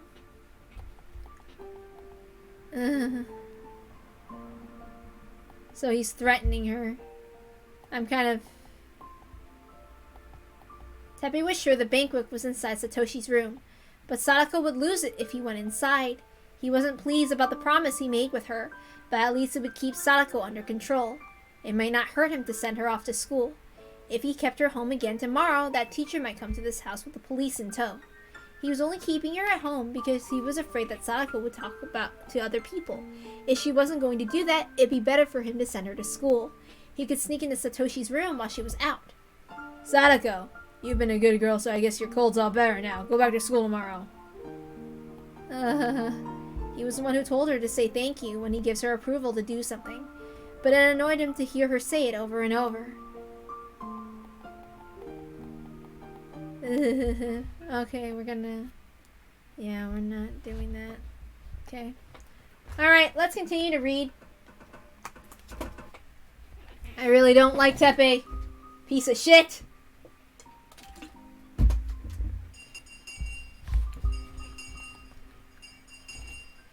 The Child Consolation Center had finally contacted Sadako's uncle after finding out she was missing from school for 3 whole days. I'm sure it was because of our efforts that Sadako was able to come to school today. However, we couldn't really celebrate after seeing her painful expression. Sadako, we were so worried about you. Are you sure nothing's happened to you the past 3 days? I really did have a fever the whole time. I'm sorry for making you all worry. She started telling us why she hadn't been at school. Nobody had even asked her that. Her uncle must have told her to say that to everyone. It's so painful to see her like this. Rena seemed more angry than sad. Inside, I felt the same way. It felt like my anger was boiling and lodging painfully in my throat. He was only letting Sadako come to school because he was certain that she wouldn't do anything that put him at a disadvantage. He was treating her like a tamed animal. Was it too late already? I thought of the broken Sadako I once saw in my imaginary world. Sadako, do your best, okay? Of course I will. I'm doing well, even though Nini isn't here with me. I slowly reached out my hand toward her head. As a reward for doing your best, I'll pat your head. Do you mind? She didn't reply, but she didn't refuse either. I slowly put my hand on her head. She didn't react to it, but a tear rolled down from her eye all of a sudden. Was she crying because she didn't want to be touched? No, that wasn't it. Rather, it was the opposite. If I stopped patting her head, I'd hurt her feelings. Sadako felt obligated to survive without her Nini. But that didn't mean she didn't want anyone else's help. She couldn't appreciate my patting her head openly. Sadako had no choice but to cry in silence. Sadako, we won't tell anyone if you cry right now. And after Rena said that, Sadako started crying like a baby. I feel relieved knowing that it wasn't too late. She hadn't yet suffered from the fatal emotional wound that I saw in my imaginary world. However, her tears made it clear that I needed to save her as soon as possible, no matter what the whole world might say to me. Sadako, everyone is going to help save you. I promise you that. Sadako, we weren't just doing nothing for the past 3 days. Right, Kei-chan? Right, we're making an appeal to the Child Consolation Center. We're asking them to save you from your horrible uncle. You don't have to do that for me. It's not just us, right, Tomita? It's not just me either. Okamura and the whole class are fighting for you. That's right! We all went to the Child Consolation Center together. We're going today too. Right, Maibara? Yep. We're not gonna give up until we save you. All the boys and the girls in the class answered my call with their cheers. Sadako seemed a little surprised, but then soon became expressionless again. Is that why the social worker came to my house? That really wasn't necessary of you. Sadako, did he hurt you because of that? She wouldn't answer. I couldn't tell what that silence really meant. Soon after Chie entered the classroom. She must have heard the noise we were making. Hojo! Are you feeling better now? We didn't know for sure if she was really sick or not. All of us, including Chie, were feeling the same thing. Yes, I'm fine. I'm sorry for worrying you. Everything is alright now. Will you be attending school regularly from now on? Yes. You don't have to continue worrying about me. You don't have to talk to any more social workers. Hojo, if you feel overwhelmed, you can come stay with me. I'm on your side, okay? You're welcome at my house anytime. Hey, Chie, don't act like you're the only one who can help her. Sadako, we're on your side here. That's right. You can come to my apartment too. We have an extra room, so you can use it as your own. She can't do that. Sadako is my pet. She has to come back to my house. Nipa! See? You're not alone. Everyone's trying so hard to save you, but I don't know if the people at the Child Consolation Center will ever understand how we feel. What if Oishi told me yesterday was true? Once they learned that this isn't the will of all of Hinamizawa, once they learned it's only her classmates creating a stir, they might harden their stance against us. All we had planned was to go there with more people and ask for the same thing. The Child Consolation Center was going to say the same thing to us too. It wasn't going to be any different from yesterday. They tell us it's only normal for her uncle to take care of Sadako because he's legally her guardian. They also tell us there's no proof of any abuse happening. And why did they think that? Because Sadako won't admit she's being abused. I appreciate your kindness, but I'm fine. That's a lie. Rena spoke with a smile, but her words cut sharp. You're not okay, Sadako. You're not fooling us well enough. All of us here, and many more people know that you're in pain right now. That's why we're doing our best to stand up and help you. We're reaching out our hands so we can save you from your struggle. But we can't save you without your helping too. She's right, Sadako. No matter what we say to the center, they'll tell us there's no abuse because you're denying all that's happening. We want to help you, but we can't help you if you don't accept our help. I understand. I was just like you once. I thought no one could help me. I thought whatever I was doing was the only thing I could do. That's why I didn't even accept my friend's help. But someone taught me something. I can't even remember who it was, but someone taught me something. The world you want the most is right in front of you, but you won't get there unless you take our hands. It doesn't mean anything if we're the only ones reaching out. Sadako, you have to reach your hand out to us too. We can take each other's hands and return to the world we wish for. Rena, who told you that? I don't remember. I think I heard it before I went to kindergarten. I can't remember who told me that. But I can still clearly remember that feeling. I'm here because of what that person taught me. I agree. Whoever it was that taught that to Rena, he wasn't wrong. Sadako, do you think it's better not to ask for help? You think that's the best thing you can do? But you're wrong about that. Look at yourself in the mirror. Is that the face you want to wear? I'm sure it's not. You don't want to have any part of this world. We can bring you back to the world you want to live in. We're reaching out our hands. Those hands are almost touching you. We can't reach out far enough. If we could, we'd pull you by the hair to get you out of this mess, but we can't make it. So you have to reach out your hand too. Our hands are right here, and they're in front of your nose. So take them. If you just reach out your hand, we could pull you up to a happier world.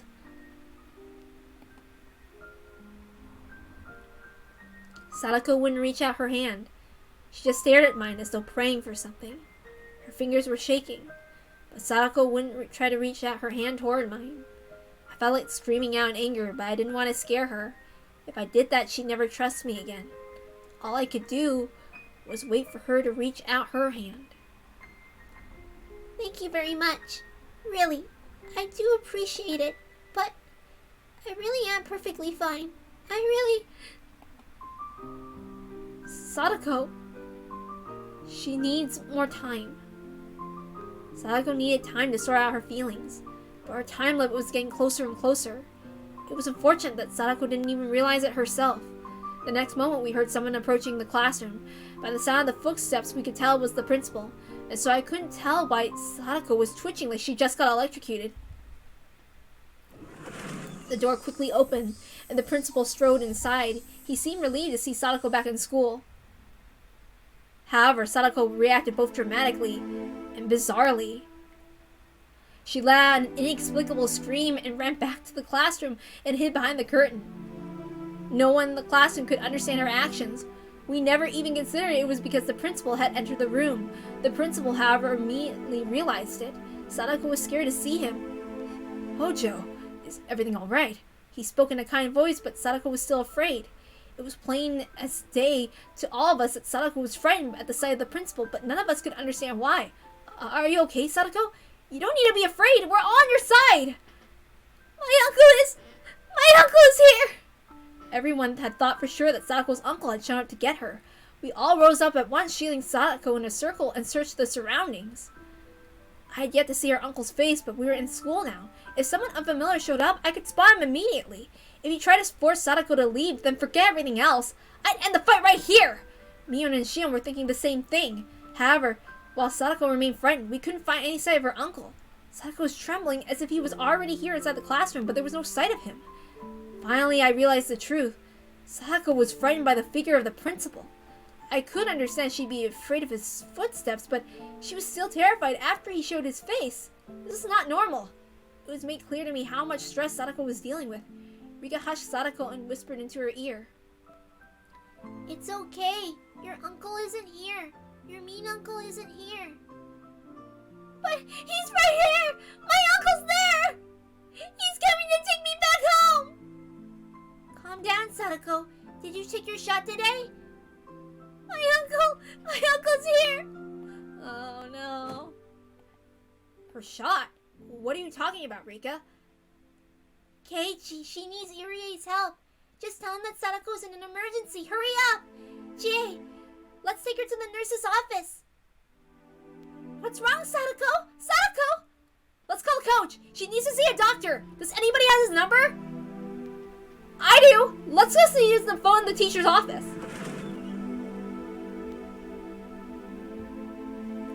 I headed to the nurse's office after I asked Mion to make a phone call to the doctor.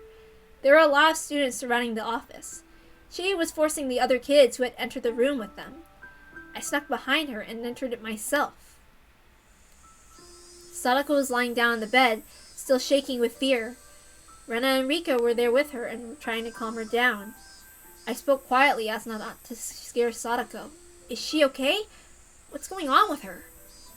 I don't really know, but she's very scared and she thought the principal was her uncle. Hearing that made it easier to understand, but it was still hard to believe. He had been right in front of us and had spoken to her in such a kind voice. Was it really hard to believe that she couldn't tell it was the principal? When there's a dark spot on the wall, what does it look like to you? What? People who hate flies will think it's a fly. It may look like a spider or a cockroach if that's what you hate.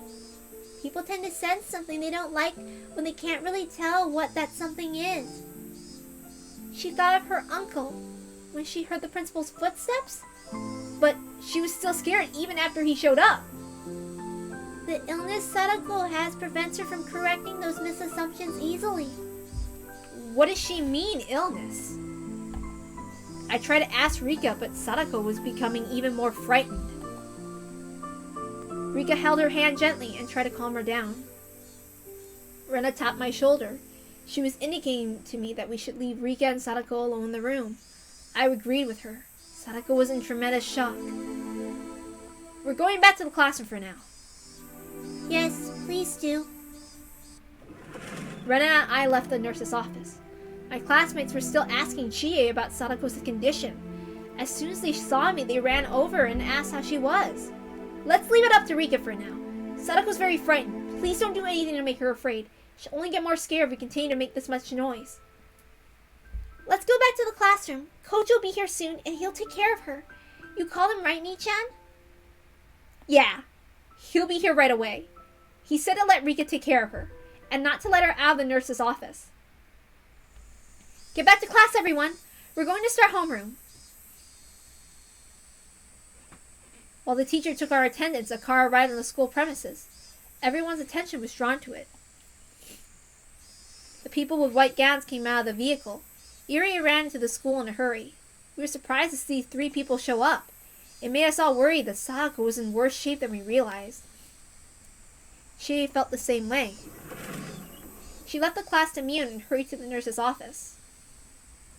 Despite our worries, Sadako returned to the classroom about 10 minutes later.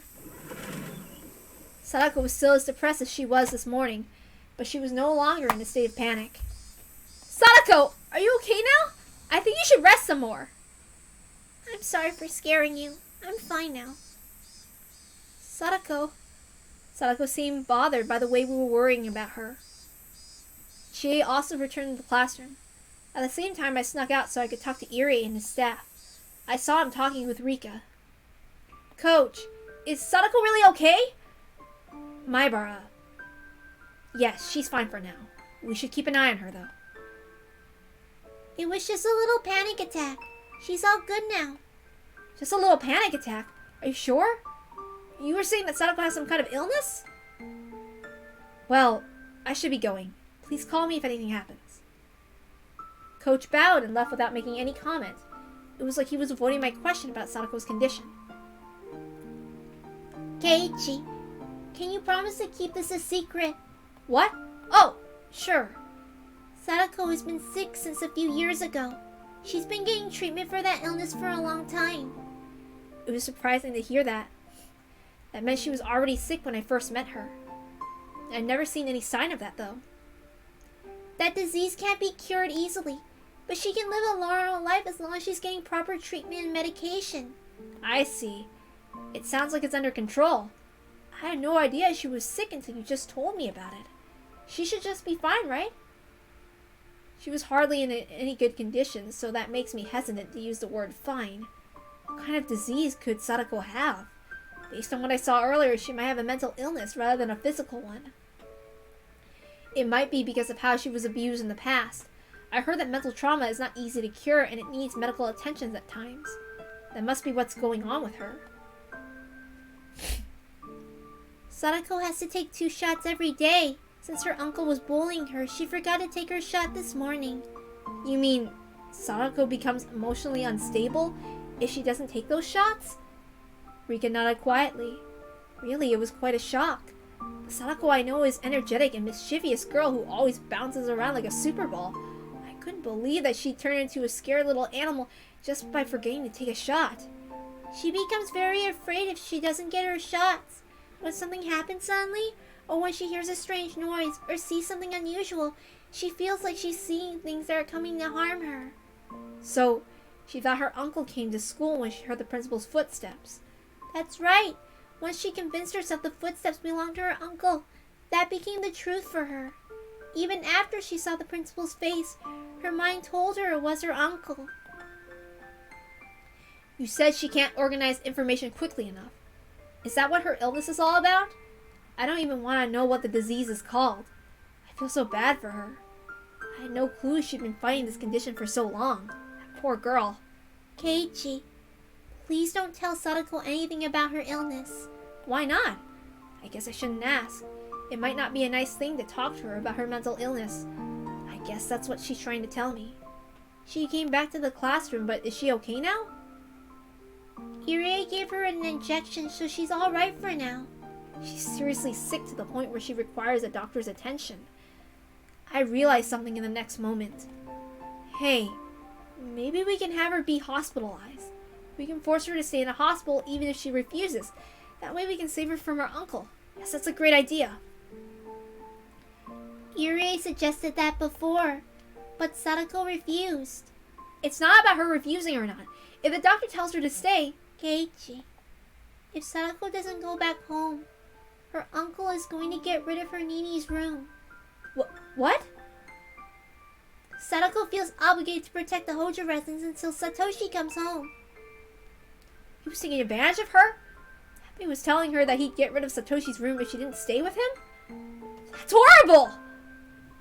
Please don't tell anyone about this. She is not good at controlling herself, so she might get very angry about this.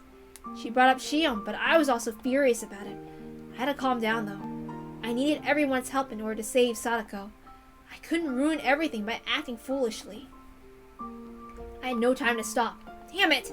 If Sadako asked for help, we could help her right away. Just because she didn't ask didn't mean that she didn't need it. As her friends, we had to help her. Especially learning that he was controlling her by threatening to get rid of Satoshi's room. She told you that he's threatening her, right? Can we take that as an SOS? Rika nodded slightly. KEIICHI, we don't have much time left. That I was all too aware of. She had a panic attack just because she didn't take her shot this morning. If she stayed in her current environment, it'd be too late to save her in a matter of days. I saw her future when I saw Sadako crying behind the curtain this morning. This is the 3rd day. We have 10 more people on their side than we had our first day, but we're not gonna stop there!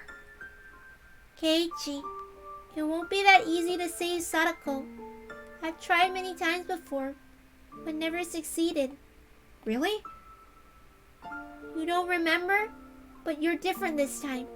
I think you're getting very close to saving her. I believe that you're someone who can defeat fate. What did she mean when she said I didn't remember? I didn't have time to ask questions, though. Yeah, you're right! I'll defeat fate. Just watch me!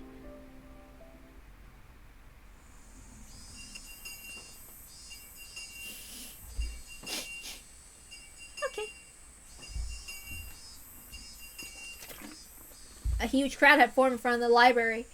It was hard to believe that over 50 people had assembled in front of such a quiet place. Kay! Things are getting interesting today! That's Maibara! He's our leader today! Yo, glad to meet you! Kameda had brought a bunch of athletes from him. They were all very tall and full of spirit. Being greeted by a bunch of big people at once made me feel uncomfortable. Oops, I shouldn't feel so intimidated. The commander can't act bashful in front of his troops. Following after them were our nameless comrades who sympathized with our plight at Angel Mart yesterday. I hate to say it, but I never expected any of them to actually show up. Seeing them all here to support us made me feel glad. They all seemed plenty pumped up too, raising up their fervorous cries, shrieks. Kameda did so much for me. He brought not only his teammates, but also the people from Angel Mart. I couldn't thank him enough. Don't worry, Kay. We're all brothers in Angel Mart. I heard the people who went to the dessert fiesta today that the dessert named Innocent Blue Sunday was the best one. Let's eat together this summer. KEIICHI, this is incredible. You gathered this many people by yourself. Hello. I never expected to see you get this many people here. Good job. Tomitake, Takano, why are you two here? Oh, you didn't know? They told us they'd come to the meeting last night. The coach is supposed to be here too. Sorry I made you wait so long. I'm sorry for being so late.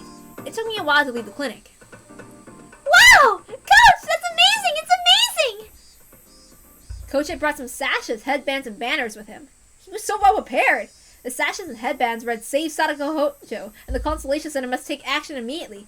They were perfect for our protest. He brought tons of extras too. Takano and Shio handed it out to other supporters. You know, Coach, I loathe that style of yours, but you earned some respect today. You know, I really like these things. Not all 60 of us know each other. When we all wear the same headbands, I start to feel a real sense of unity. It feels like I'm back in the dam conflict. People of Hinamizawa are wearing headbands and sashes just like these. It was like they were invincible. No one could make them stop. Tomitake was exactly right.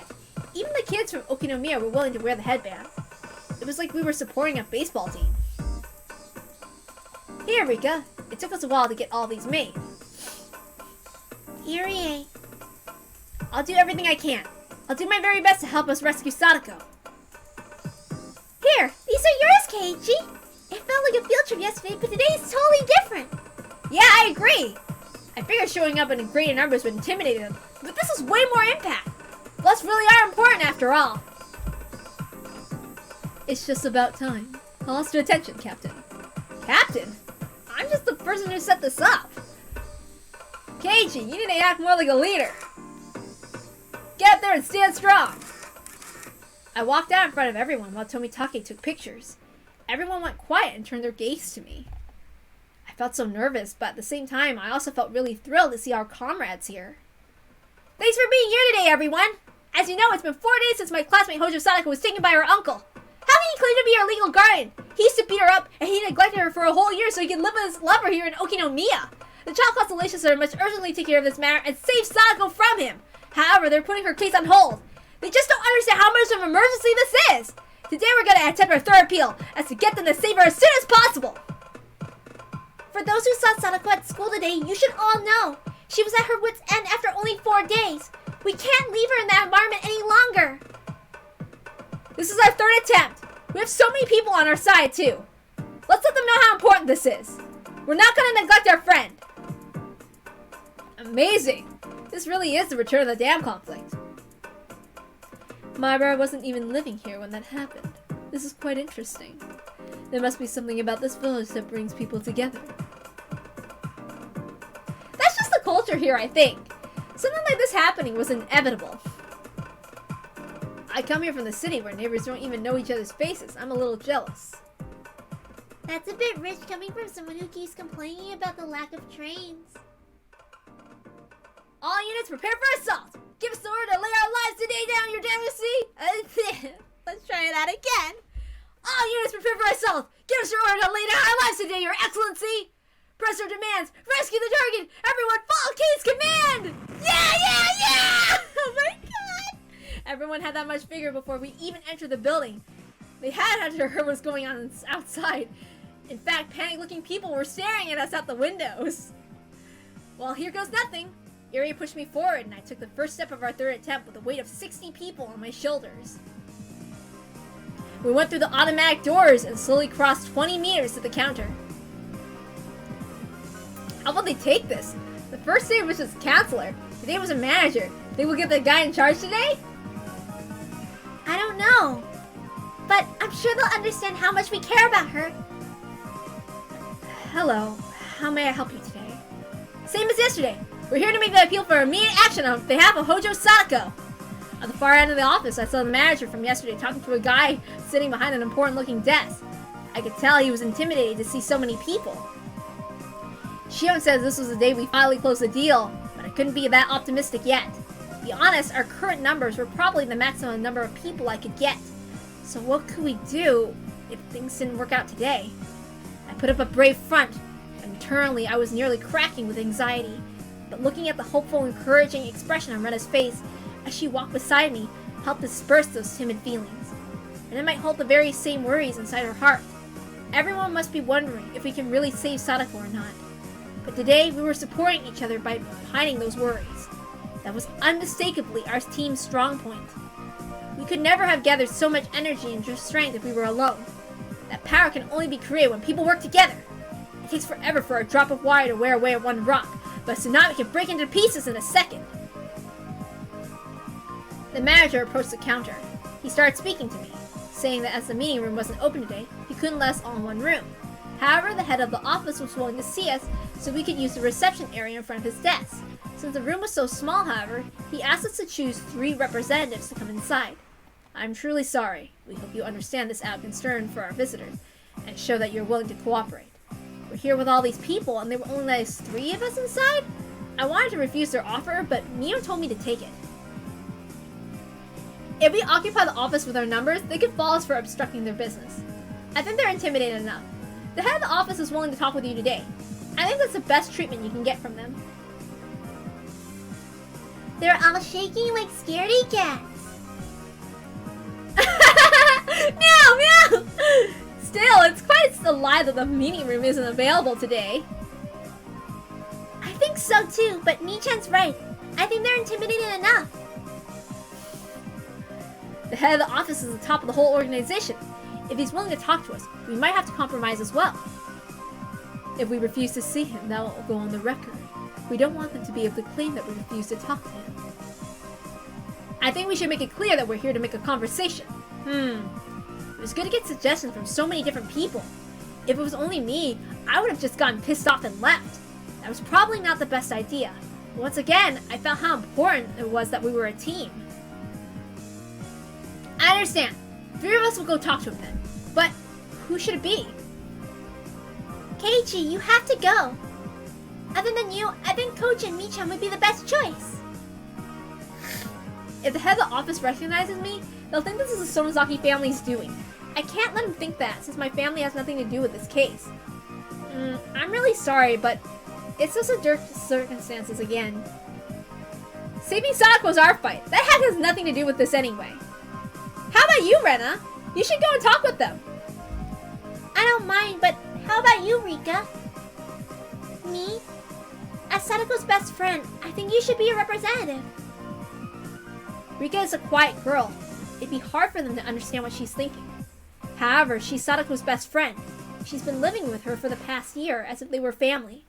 She has the strongest bond with Sadako out of any of us. Alright, Coach, Rika, and me. We're going in! Roger! I'll get everybody under control. Mio winked at me and started explaining the situation to everyone else.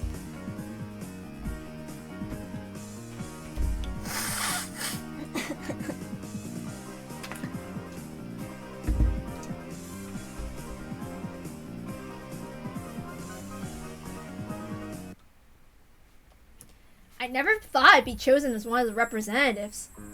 Oh wait, shit. This is Rika speaking. Sorry. Let me try that again. I need a quick save too.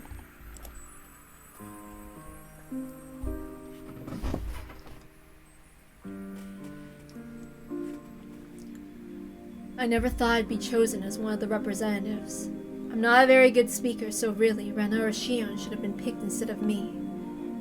But I just couldn't refuse when they told me that Sadako's best friend should be the one to go.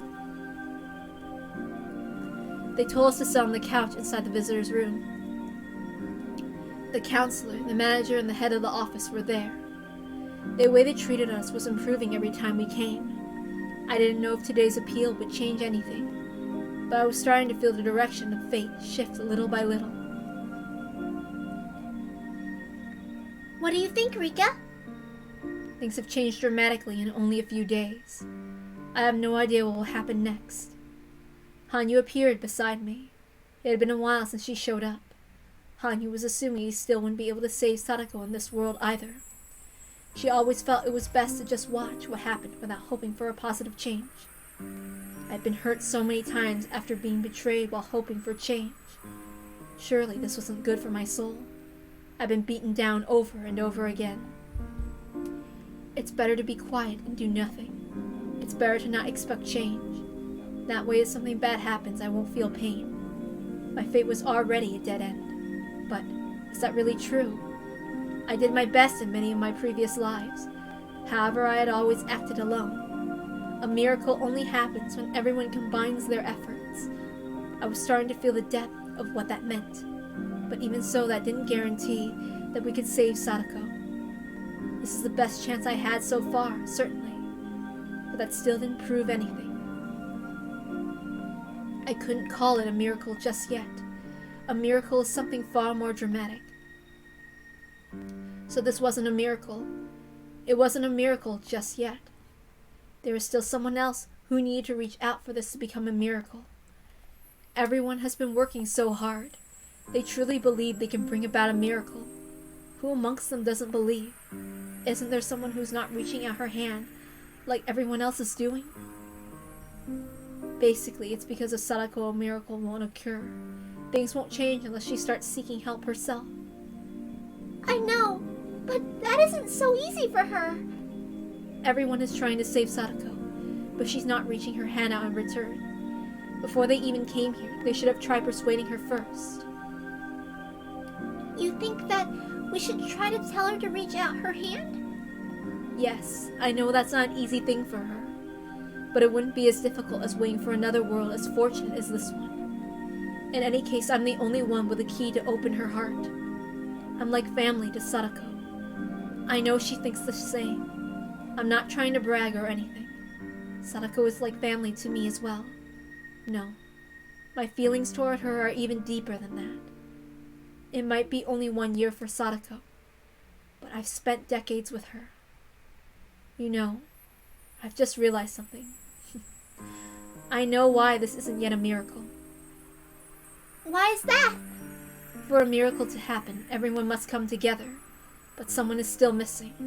One person is still not working with everyone. That's why the miracle hasn't occurred. Are you Talking about Sadako? No, it's me. I'm talking about me.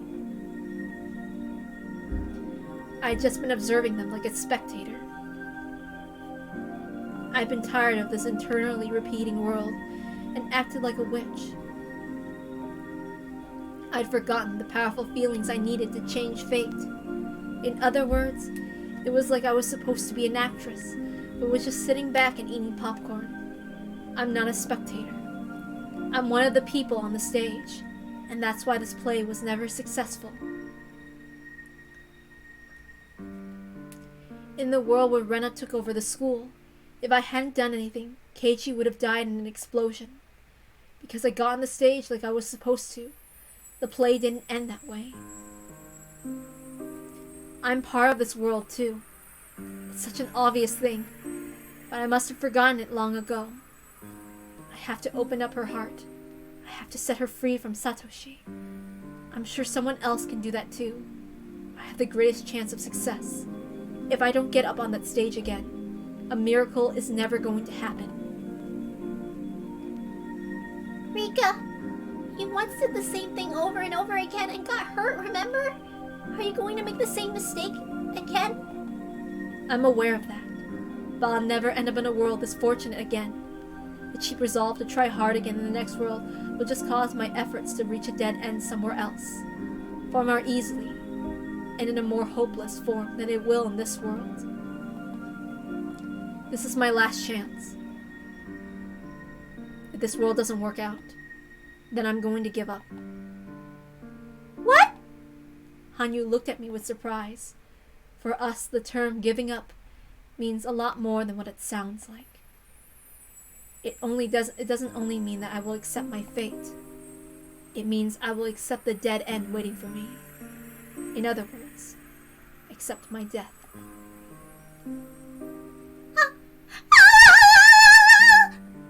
You know regrets will occur even when we haven't made an effort, you know. I was blessed with such a fortunate world this time. I mean, I never thought her uncle would come back, but overall, this has been a very lucky life.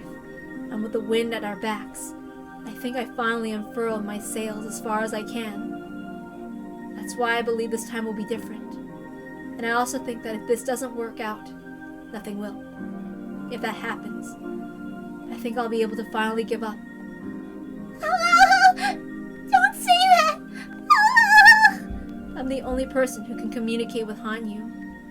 If I disappear, she'll only have to go on with her life all alone. That's the last thing Hanyu wants to happen. Perhaps that's why Hanyu says the things she does. She doesn't want my lifespan to wither away by getting hurt emotionally. You see, I belong here in this play. You showed me how to enjoy watching it, but the play won't move on as long as I refuse to act. Surely that's why it always ends in a dead end. Rika, I'm sure that one day you'll get another fortunate life where her uncle doesn't come back. I'm sure you'll roll an extra 6 next time. A fortunate world like this one, where Sadako's uncle doesn't come back. You're right. That really would be wonderful.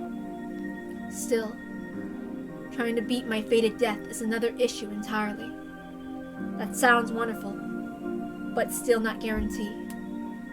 Let's wait for another opportunity. Please. Please don't say that you're going to give up after this world. If I die, no one will ever hear you cry again.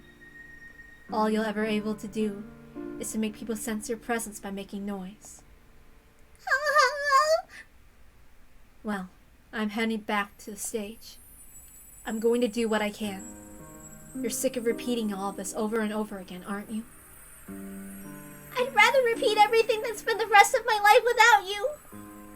Apparently she thinks this time loop that's driving me mad is far better than having no one to talk to. But that's just how she feels. I want to overcome fate and see what's waiting in the future too. But it wouldn't mean anything if you weren't there with me. Oops. Shit, that was Hanyu's line. Shit. Let me read that again. Crap, I messed up. Let me try again. Damn it! I want to overcome fate and see what's waiting in the future too, but it wouldn't mean anything if you weren't there with me. Oh shit, did I? Oh crap, I don't remember. Whichever one's right, I don't know. I'm sorry. I'm sure that's similar to my own claim that there was no point in living past June 1983 if I'm the only one who does. My ideal future is to survive past June 1983 and let the happy times continue like always without anyone missing. Hanyu feels the same way. She doesn't want a world where I'm not by her side. Oh wait, yeah, I was right. The second time was right. I'm stupid. I'm sorry. We're repeating this world only because we wish to do so. It wasn't just Hanyu's power. It was the one that we shared together. Hanyu wants to be with me, just like I want to build myself a happy future. We both want the same thing. But I refuse to repeat the world again. My long life would be over. Yet I never refused, no matter how sick and tired of it I was. For over 100 years, I kept believing that something good would happen eventually. However, our power is weakening. We can only go back a few weeks at most. We have so little time left to try and change our fate. If we kept it up, eventually we'd only be able to go back to the morning of the day I was going to die. That would be a dead end for sure. I don't think a life this fortunate will ever come my way again. If my time was unlimited, I'm sure that'll eventually happen. But I can't count on it happening in what time I do have left. Hanyu told me to wait for another chance because she doesn't want to see me lose myself, but she isn't feeling the time limit like I am. It's a nightmare to die over and over again. Before I end up in that hell, I want to pull the curtain down with my own hands. This is going to be my last world. If this doesn't work out, I'm not going to repeat it again.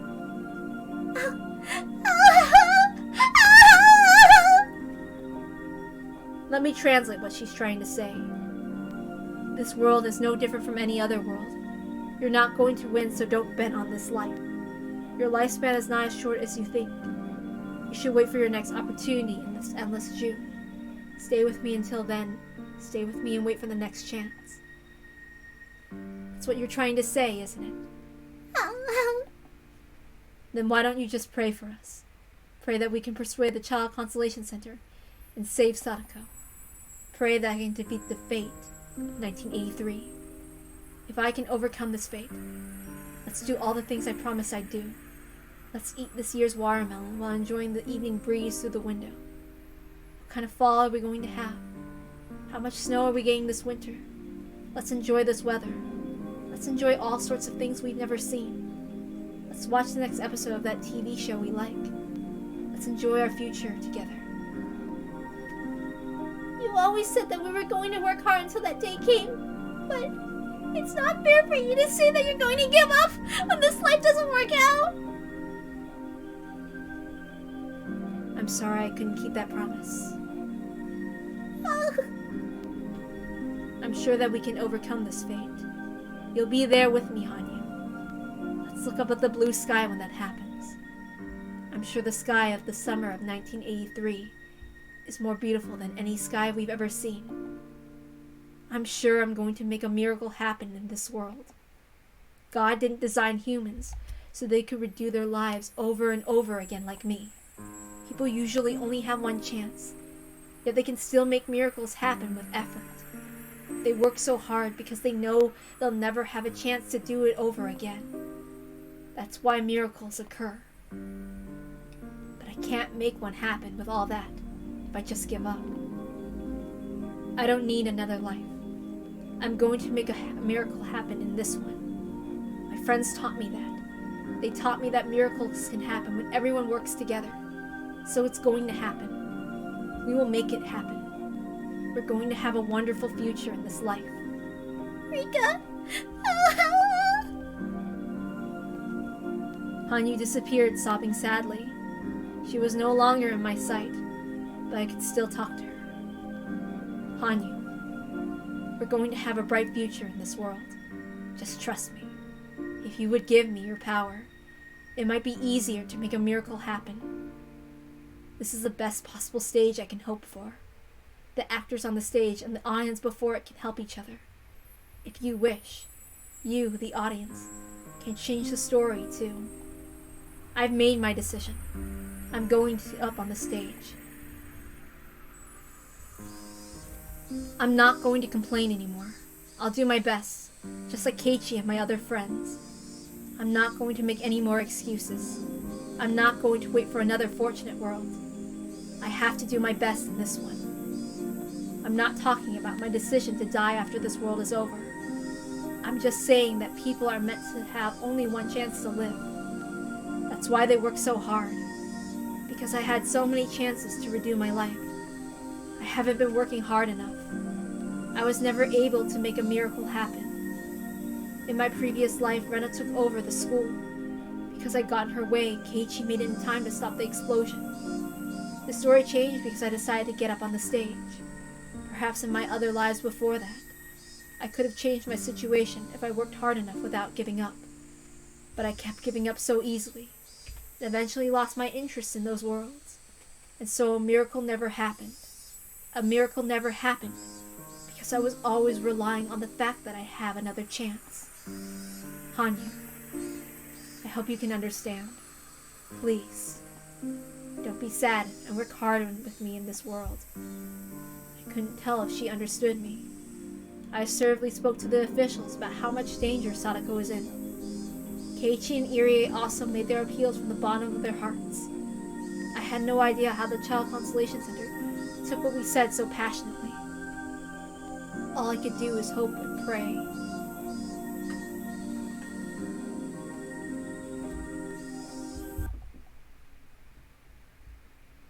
How was it, Kei-chan? Well, it felt like a repeat of yesterday. We went over the same things we talked about then. We're still not reaching them? I guess they said to look at matters more carefully? Pretty much. They said they could visit once a week and make a decision 1 month from now. They're going to leave her with her uncle for 1 whole month? How can't they understand how much Sadako will be hurt in that time? Oh, I messed up. I'm sorry. Let me try again. Oh, I keep messing up. I know why I'm messing up. They're gonna leave her with her uncle for 1 whole month? How come they can't understand how much Sadako will be hurt in that time? My brother clearly explained to them the danger she's facing. I also told them about what happened to her last year. However, they're really not going to consider it an urgent matter unless Sadako seeks help herself? I don't mean to cut into your conversation, but is it possible for you to get Sadako to ask for help? He said that he's going to destroy Satoshi's room if she tries to leave him.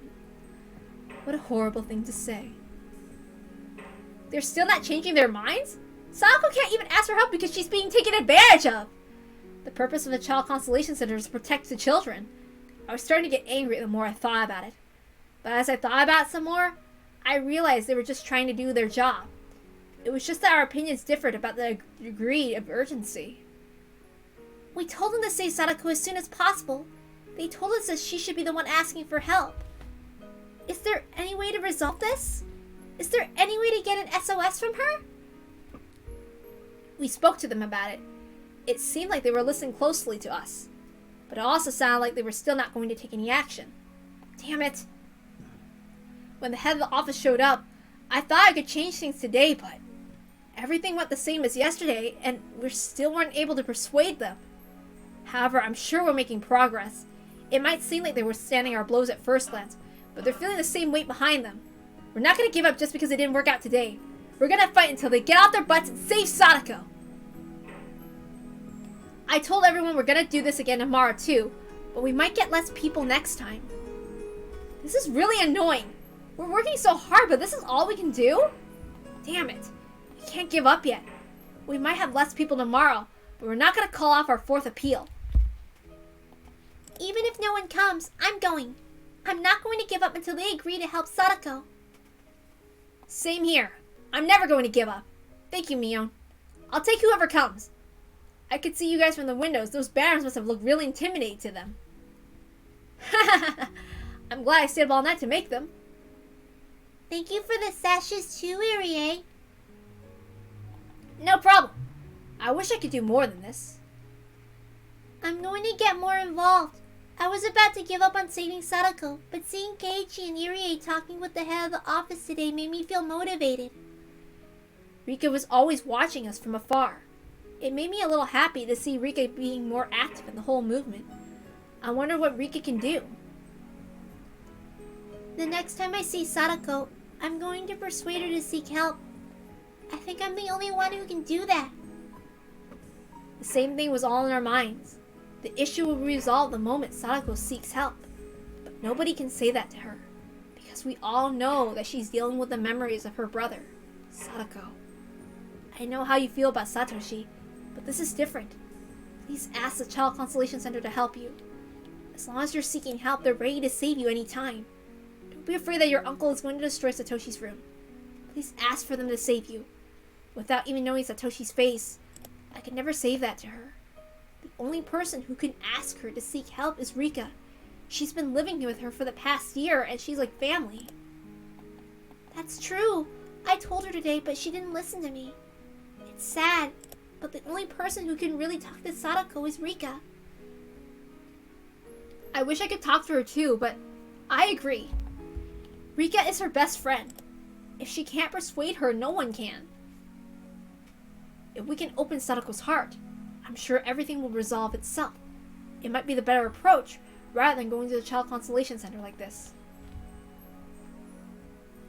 That's not quite true. Although Rena isn't wrong either. We both have to reach out our hands. Sadako needs to reach out her hand too. I also have to do the same. If everyone doesn't work together, a miracle is not going to happen. I didn't work hard enough because I didn't believe we could do it. So the miracle never happened. So I'm going to make a greater effort. So I'm sure Sadako will take my hand. I can't really explain what I want to say. I'm sorry. Rika is usually a quiet girl, but she talks a lot every once in a while. Just because she's quiet doesn't mean that she's not thinking about anything. In fact, because she's quiet, she must have had a lot inside her heart that she's never expressed. We're going to continue our appeal to the Constellation Center. Rika's going to persuade Sadako. This is the best approach, or at least the best one I can think of. It might be slow and quiet, but now that I'm in the game, I can't quit until I win. If I gave up, I'd lose everything I bet on. We're gonna save Sadako. We just have to work together, but obviously we don't have much time left to fight. What to do? We're definitely gonna have less people tomorrow. But in other words, we can't intimidate the Child Constellation Center any more than we did today. I couldn't see any way to break our deadlock with the Constellation Center. I had no choice but to swallow down the irritation starting to boil up in my chest and pretend not to notice it. It's getting pretty dark. Mio, you should tell everyone to go home now. I have a festival committee meeting tonight. I have to head straight there after this. I need to go in the meeting too! I almost forgot. That meant I had to go too. While it wouldn't be a big deal if I missed the meeting, I should still go. I don't understand most of the things they're even talking about there, but I don't want to be rude. I have no choice but to go. I guess we need to wrap things up for today. Otherwise, you're not going to make it in time for the meeting. Mio thanked all the people who came there today and told them to meet at the same place at the same time tomorrow. And with that, the third day of our desperate appeal was over. Hello, it's me, KEIICHI. Yeah, I'll eat when I get home. I'm running straight to the assembly hall from here. Dad's on his way, right? Okay, got it. I called my mom and told her I'd be going to the meeting without coming home. I'd get there kind of early, but if I went home first, I wouldn't make it in time. Mom, Rika, and Irie were going to head there with me. Shion said that she was also coming, and now Rena didn't want to go home alone either. My dad won't be home until late tonight, so I'm coming too. I hope that's alright with you guys, I hope. That's fine with us. They'll be glad to see a bunch of young people there. The average age will plummet. I want to say hi to Uncle Kimiyoshi too. I haven't seen him in a while. We all headed toward the Furude Shrine in the dim light. The light was on the assembly building. Some people had already arrived. Good evening! You guys are early. Hello, Mion and her friends. Good evening, Dr. Irie. Good evening. You're here early. We don't have anything else to do. more people started coming into the meeting hall. Everyone seemed to come so early. I should probably come earlier from now on, too. I thought I saw a lot of fashionable shoes at the entrance today. There are a lot of young people here. Shio, it's been so long. What brought you here today? Everyone bowed to the newest arrival. It was the mayor, Kimiyoshi. He strode into the room with other committee members. Hello, it's been a while. I was hanging out with my sis and just happened to come along with them. Is that so? Well, you're welcome here. You're coming to the Watanagashi Festival this year, right? Yeah, I'm going this year for sure. I want to see KEIICHI hosting the auction too. I guess it's time for young people like you to take over the festival. By the way, I wanted to talk to you, Mion. You come to this way? Fine, what is it? Is it that guy from the refresher booth still angry? Well... Mion headed outside with Kimiyoshi and the other committee members. There's only one room in the building, so they have to go outside if they want to talk in private. Today is Thursday, so we only have 3 more days until the festival. Are you ready for the auction? There's not much I can do now. I'm ready to get up on the stage and do my thing, though. I think KEIICHI performs best under pressure. Everyone laughed. We all continued to talk about the festival. We talked about what kind of festival young people like us would like to see, that sort of stuff. And suddenly, Mio tapped me on the shoulder. Okay, I think we'll stop here today. Sorry. I'm at my limit. I wanted to keep reading, but I'm really at my limit here. But we'll have more fun tomorrow. I mean, no, not tomorrow. We'll have more fun on Monday. I'll make Monday more fun. So yeah. I'm at my limit. I can't keep going. I've already read a lot. I thought I could, but it's still a lot of fun to read. But I kept messing up, and that's not good. So I think time's getting to me. I mean, it's not like I'm in my early 20s, so whatever.